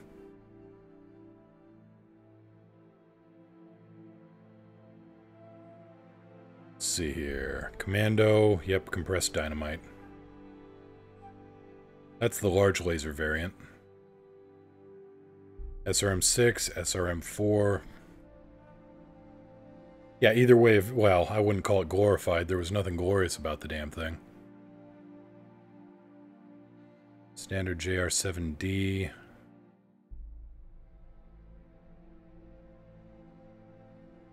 There's a CN9AH variant as well, which put in an AC-20.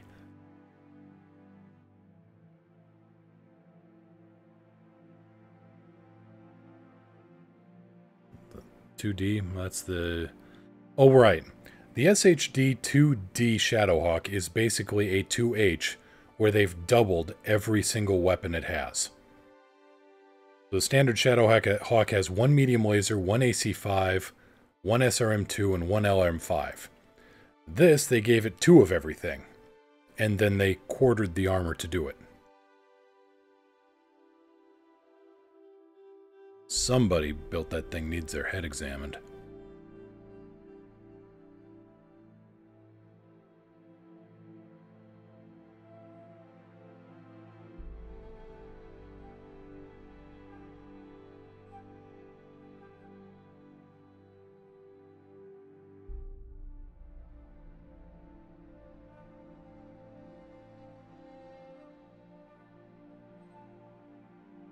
Alright, let's try this out for a setup.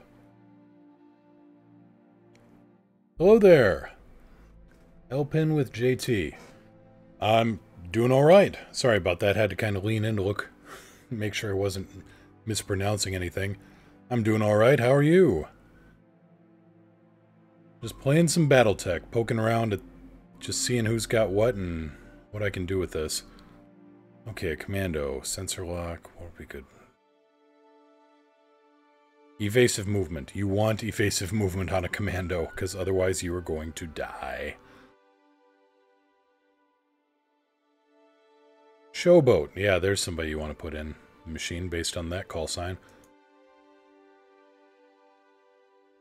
Multi-target. I'll put you there. Now, who else do we have for evasive and... Alright.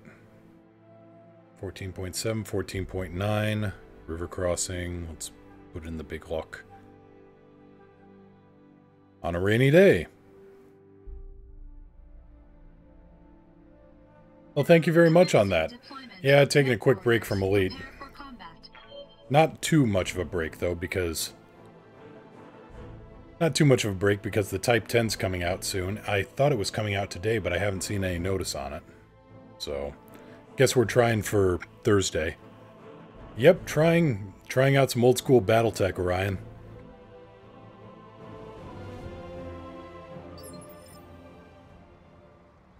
Command interface initiated. Never seen anything like this before. Moving out.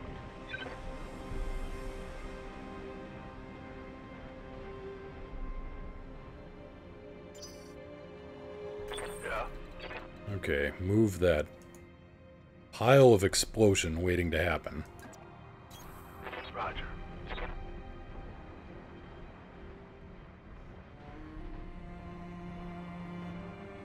One of the biggest enemies a battle mech can have is heat. In fact, it's pretty much the biggest enemy. Waiting on you, Commander.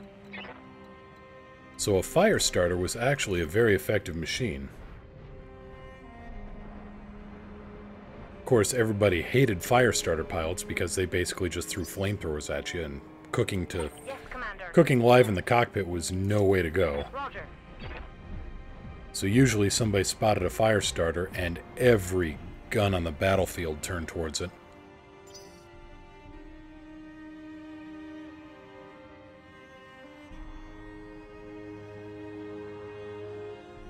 Plot twist! Well, Elpin with JT, thank you very much for the follow. Welcome to the Moo Crew. Hope you enjoy your stay. You have orders? I do have orders. Go this way.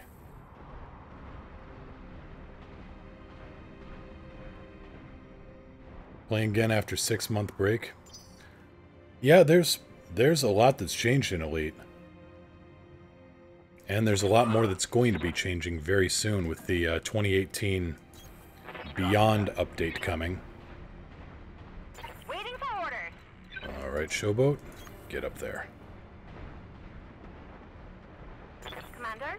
Bringing in super carriers for player groups, Copy that, squadrons. Commander. That's going to be a lot of fun. Now, if I only knew how much the damn things cost, then I'd have more fun.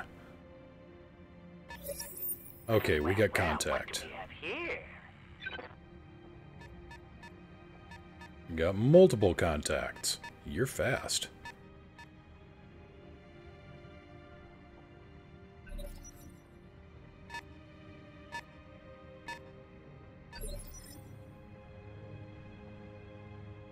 What's the plan?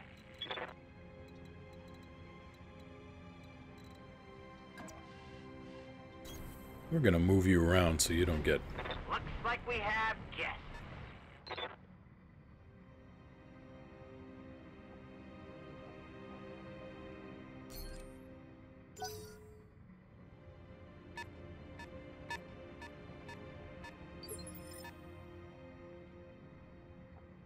Standing by. Okay, blockade. Let's not die yet. Can I get eyes on the target? I cannot.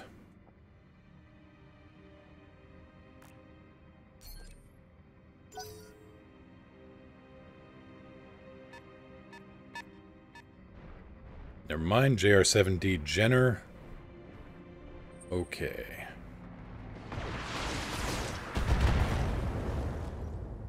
Opening up on a commando because of course he is.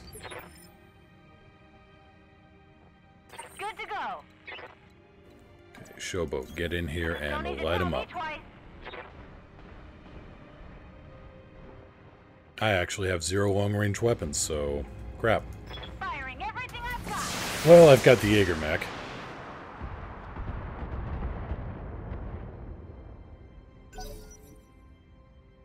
Oh yeah, getting Horizons opens up a so much bigger chunk of the game.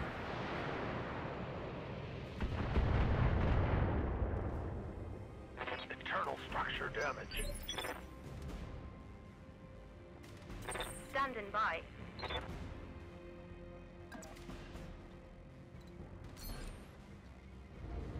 Nope, can't hit him too much there, so...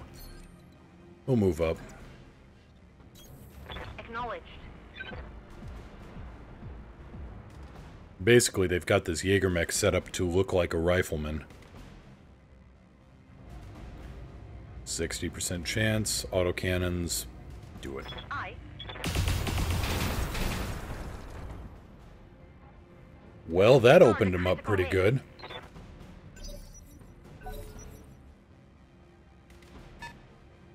Yeah, I don't understand that either. I think it's because it still, as far as I know, doesn't work on Mac. So Mac players, you know, bundling it all together would actually be a disservice to them. Reporting. I could be wrong on that, but I thought that's how it was going these days. Well, look at that. You're in short range. You're in short range, and I've got a whole lot of flamethrowers.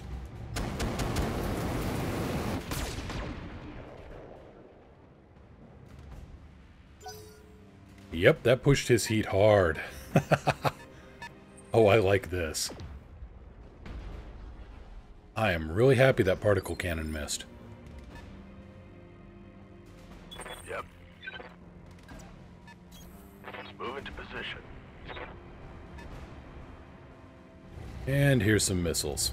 All weapons, fire.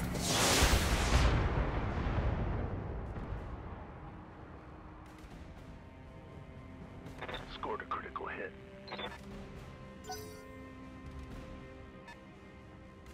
Scored a critical hit. You took his frickin' arm off.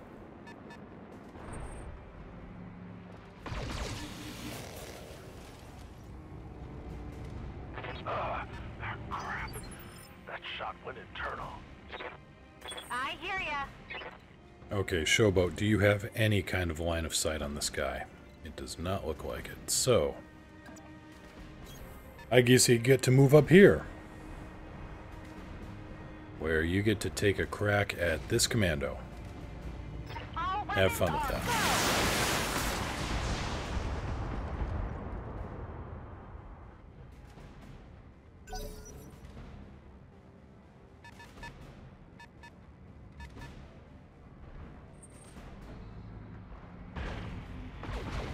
Feel better spending the extra 30 for it? Yeah, it's pretty good. Didn't that mech have more of an arm a minute ago? I'm pretty sure it had more of an arm a minute ago, and I kind of want it back. Waiting for orders. Location confirmed.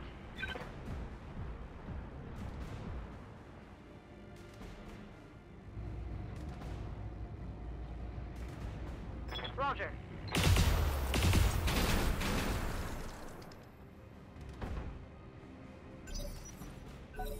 Okay, I'm liking the fire support autocannons on this. This is nice. I am enjoying this thoroughly.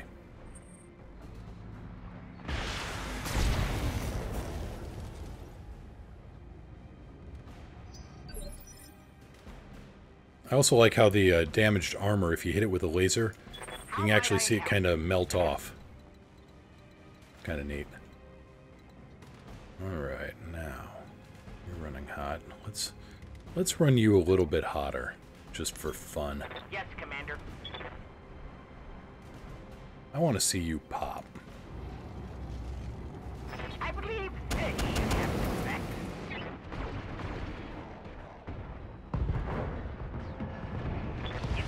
Wish granted.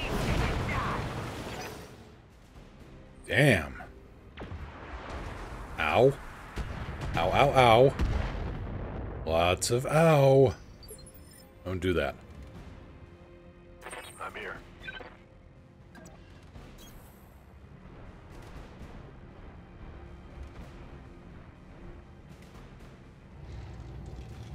Firing. Yep, that mech had more of an arm a minute ago, and I kind of wish I had it back.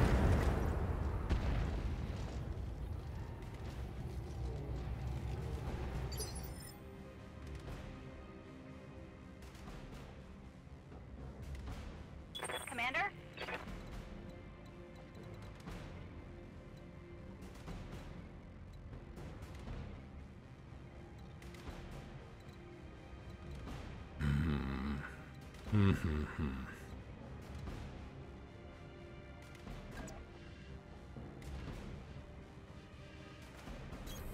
On my way. Alright, let's get out of the way of that panther over there. And then open fire on the back. Firing everything I've got. Which seemed to do a thing. Took out his left torso and arm. He's not quite armless yet, though. Oh no. Oh no no no no no no no. No no no no no no no.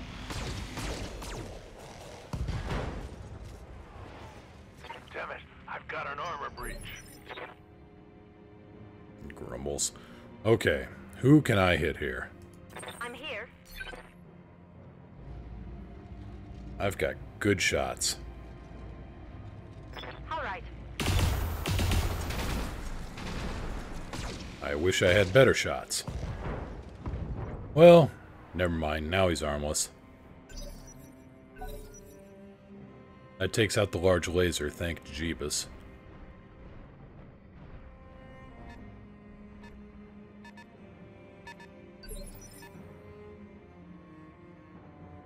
Reporting.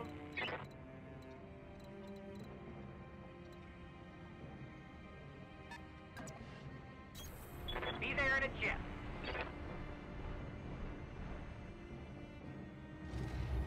Okay, burn this guy down. Have no doubt it will be done.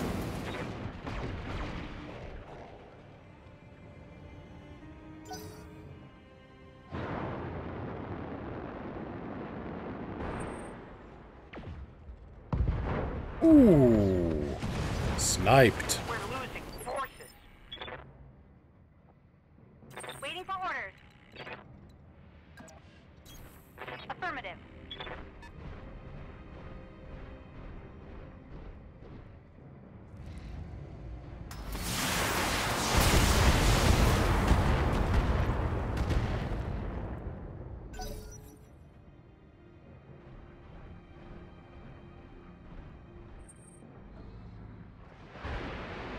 Really? You're still firing? I'm bleeding, Commander. Damn, you are one crazy pilot. Alright.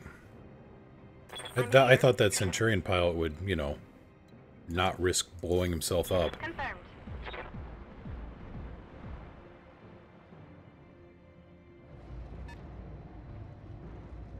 Target locked.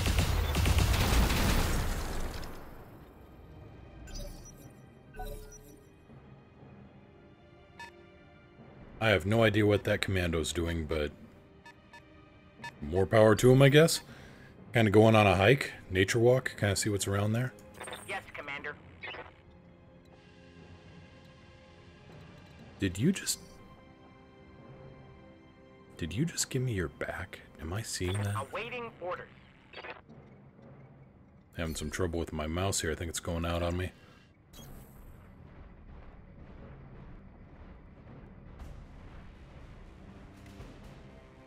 Well, okay. The target is confirmed.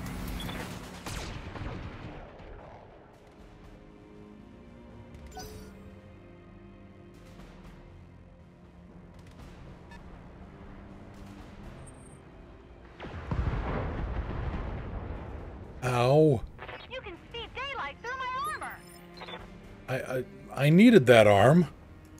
Good to go. That was my shooting arm.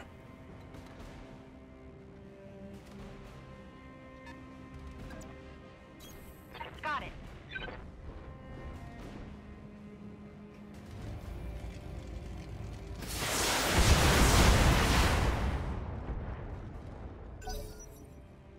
That was my good shooting arm.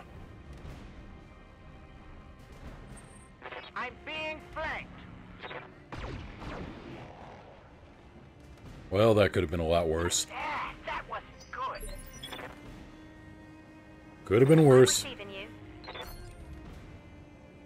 Okay, I do not actually have eyes on anybody here. Let's see. Who's a good... We're gonna go here. Order acknowledged.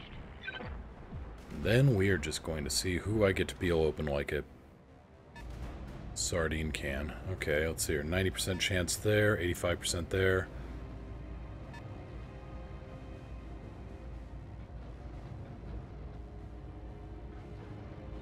I would do more damage to this one.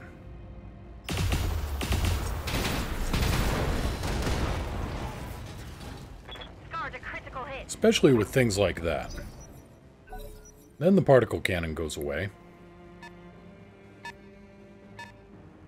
Ranger Rick going out here. Reporting.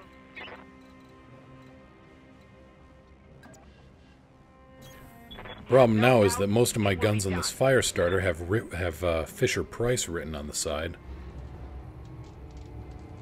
He's going down.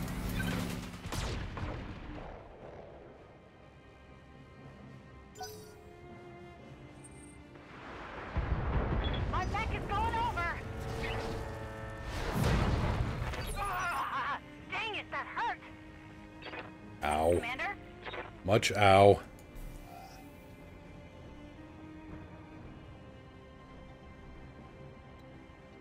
Back up and ready for more. Well, let's not get crazy. You were not ready for more.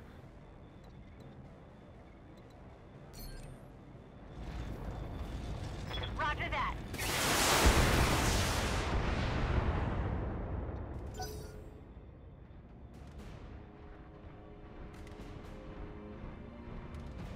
We just keep trying to flank each other. Are you kidding? Bye, showboat.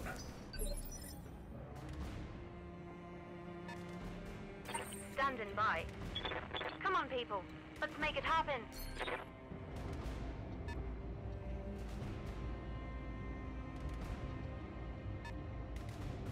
All right.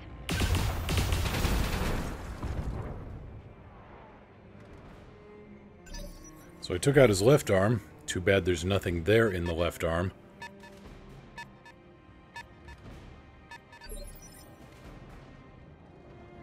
Yes, Commander. Paradise, can you please end this guy? I don't know how, I don't care how, I just want him dead and gone. Just get behind him and punch him in the back of the head or something. Exactly like that. Now, do it effectively. That's a critical hit. Okay, blowing out his heatsink is a little bit more effective. I will grant you that. Now do it like the last pilot did and kick a frickin' field goal with his cockpit. Waiting for orders.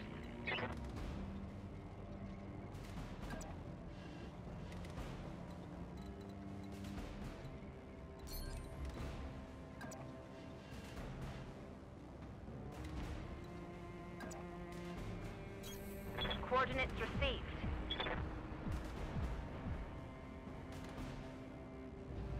%60 chance, nothing spectacular, but take the shots. Fire an hour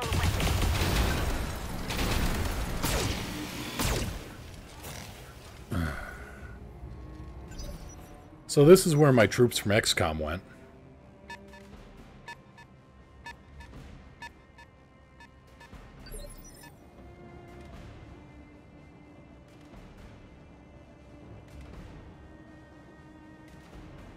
Awaiting orders.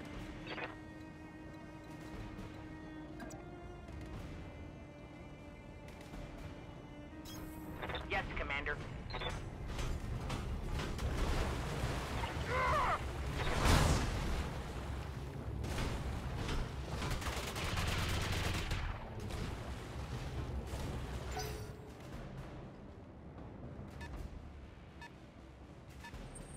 Watch the sides! Watch the sides!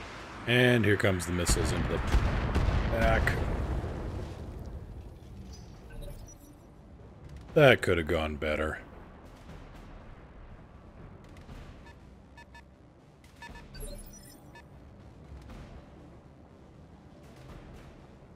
Yes, Commander. Roger.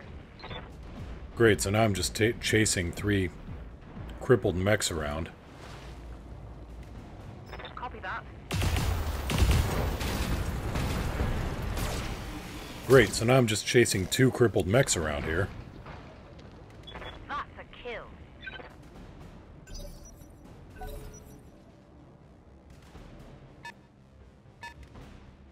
I still don't know what this guy is doing. He must not have any weapons left. Reporting.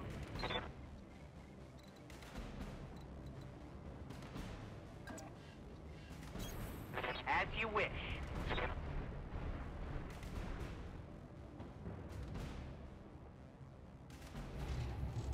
Target acquired and locked in. Well, there goes his LRM-10. Not that he had anything left. I think he was out of ammo on the thing.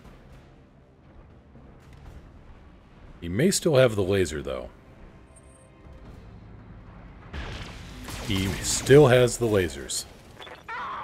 I've got blood in my eyes. Standing by.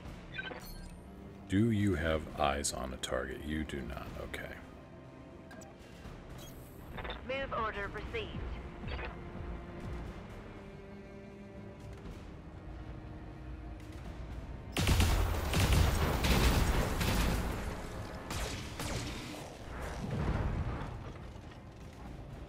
Reporting critical hit. Well, I'm pretty sure I knocked out 2 of those lasers, if not more.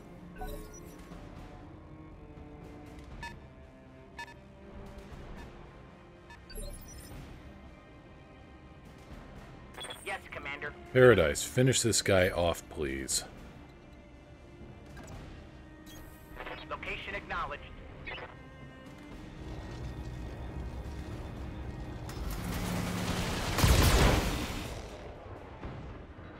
Thank you. That would be a kill. We shall now call this rock Centurion Rock.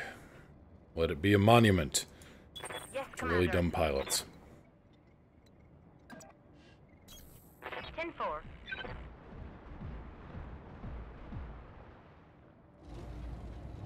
Now for you.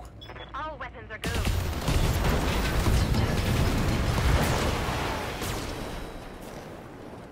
And with a final exclamation point there, Eliminated.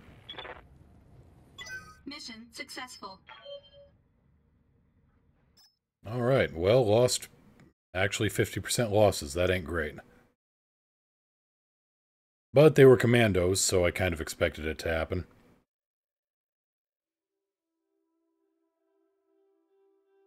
Alright, so that is BattleTech in at least the... Not that I've seen yet, Vox. I haven't seen them go... I haven't seen them go stack pull yet. I'd love to see that happen. Maybe that will happen. So that's the skirmish mode. That's against the computer and just single battles here in BattleTech. And I think I may give the multiplayer game a shot some other time. Right now, though, I'm afraid I'm going to have to take off and take care of some real-world obligations. Unfortunately. Until then, though, I'm Mr. Moo. It's always a pleasure to meet new people and talk. Fly safe. If you can't fly safe, fly dangerous. If you can't fly safe or fly dangerous, piloting a mech may not be for you. Take care, everybody. Have a good day. I will be back on tomorrow and back in Elite, most likely. So, take care. See you then. Have a good day.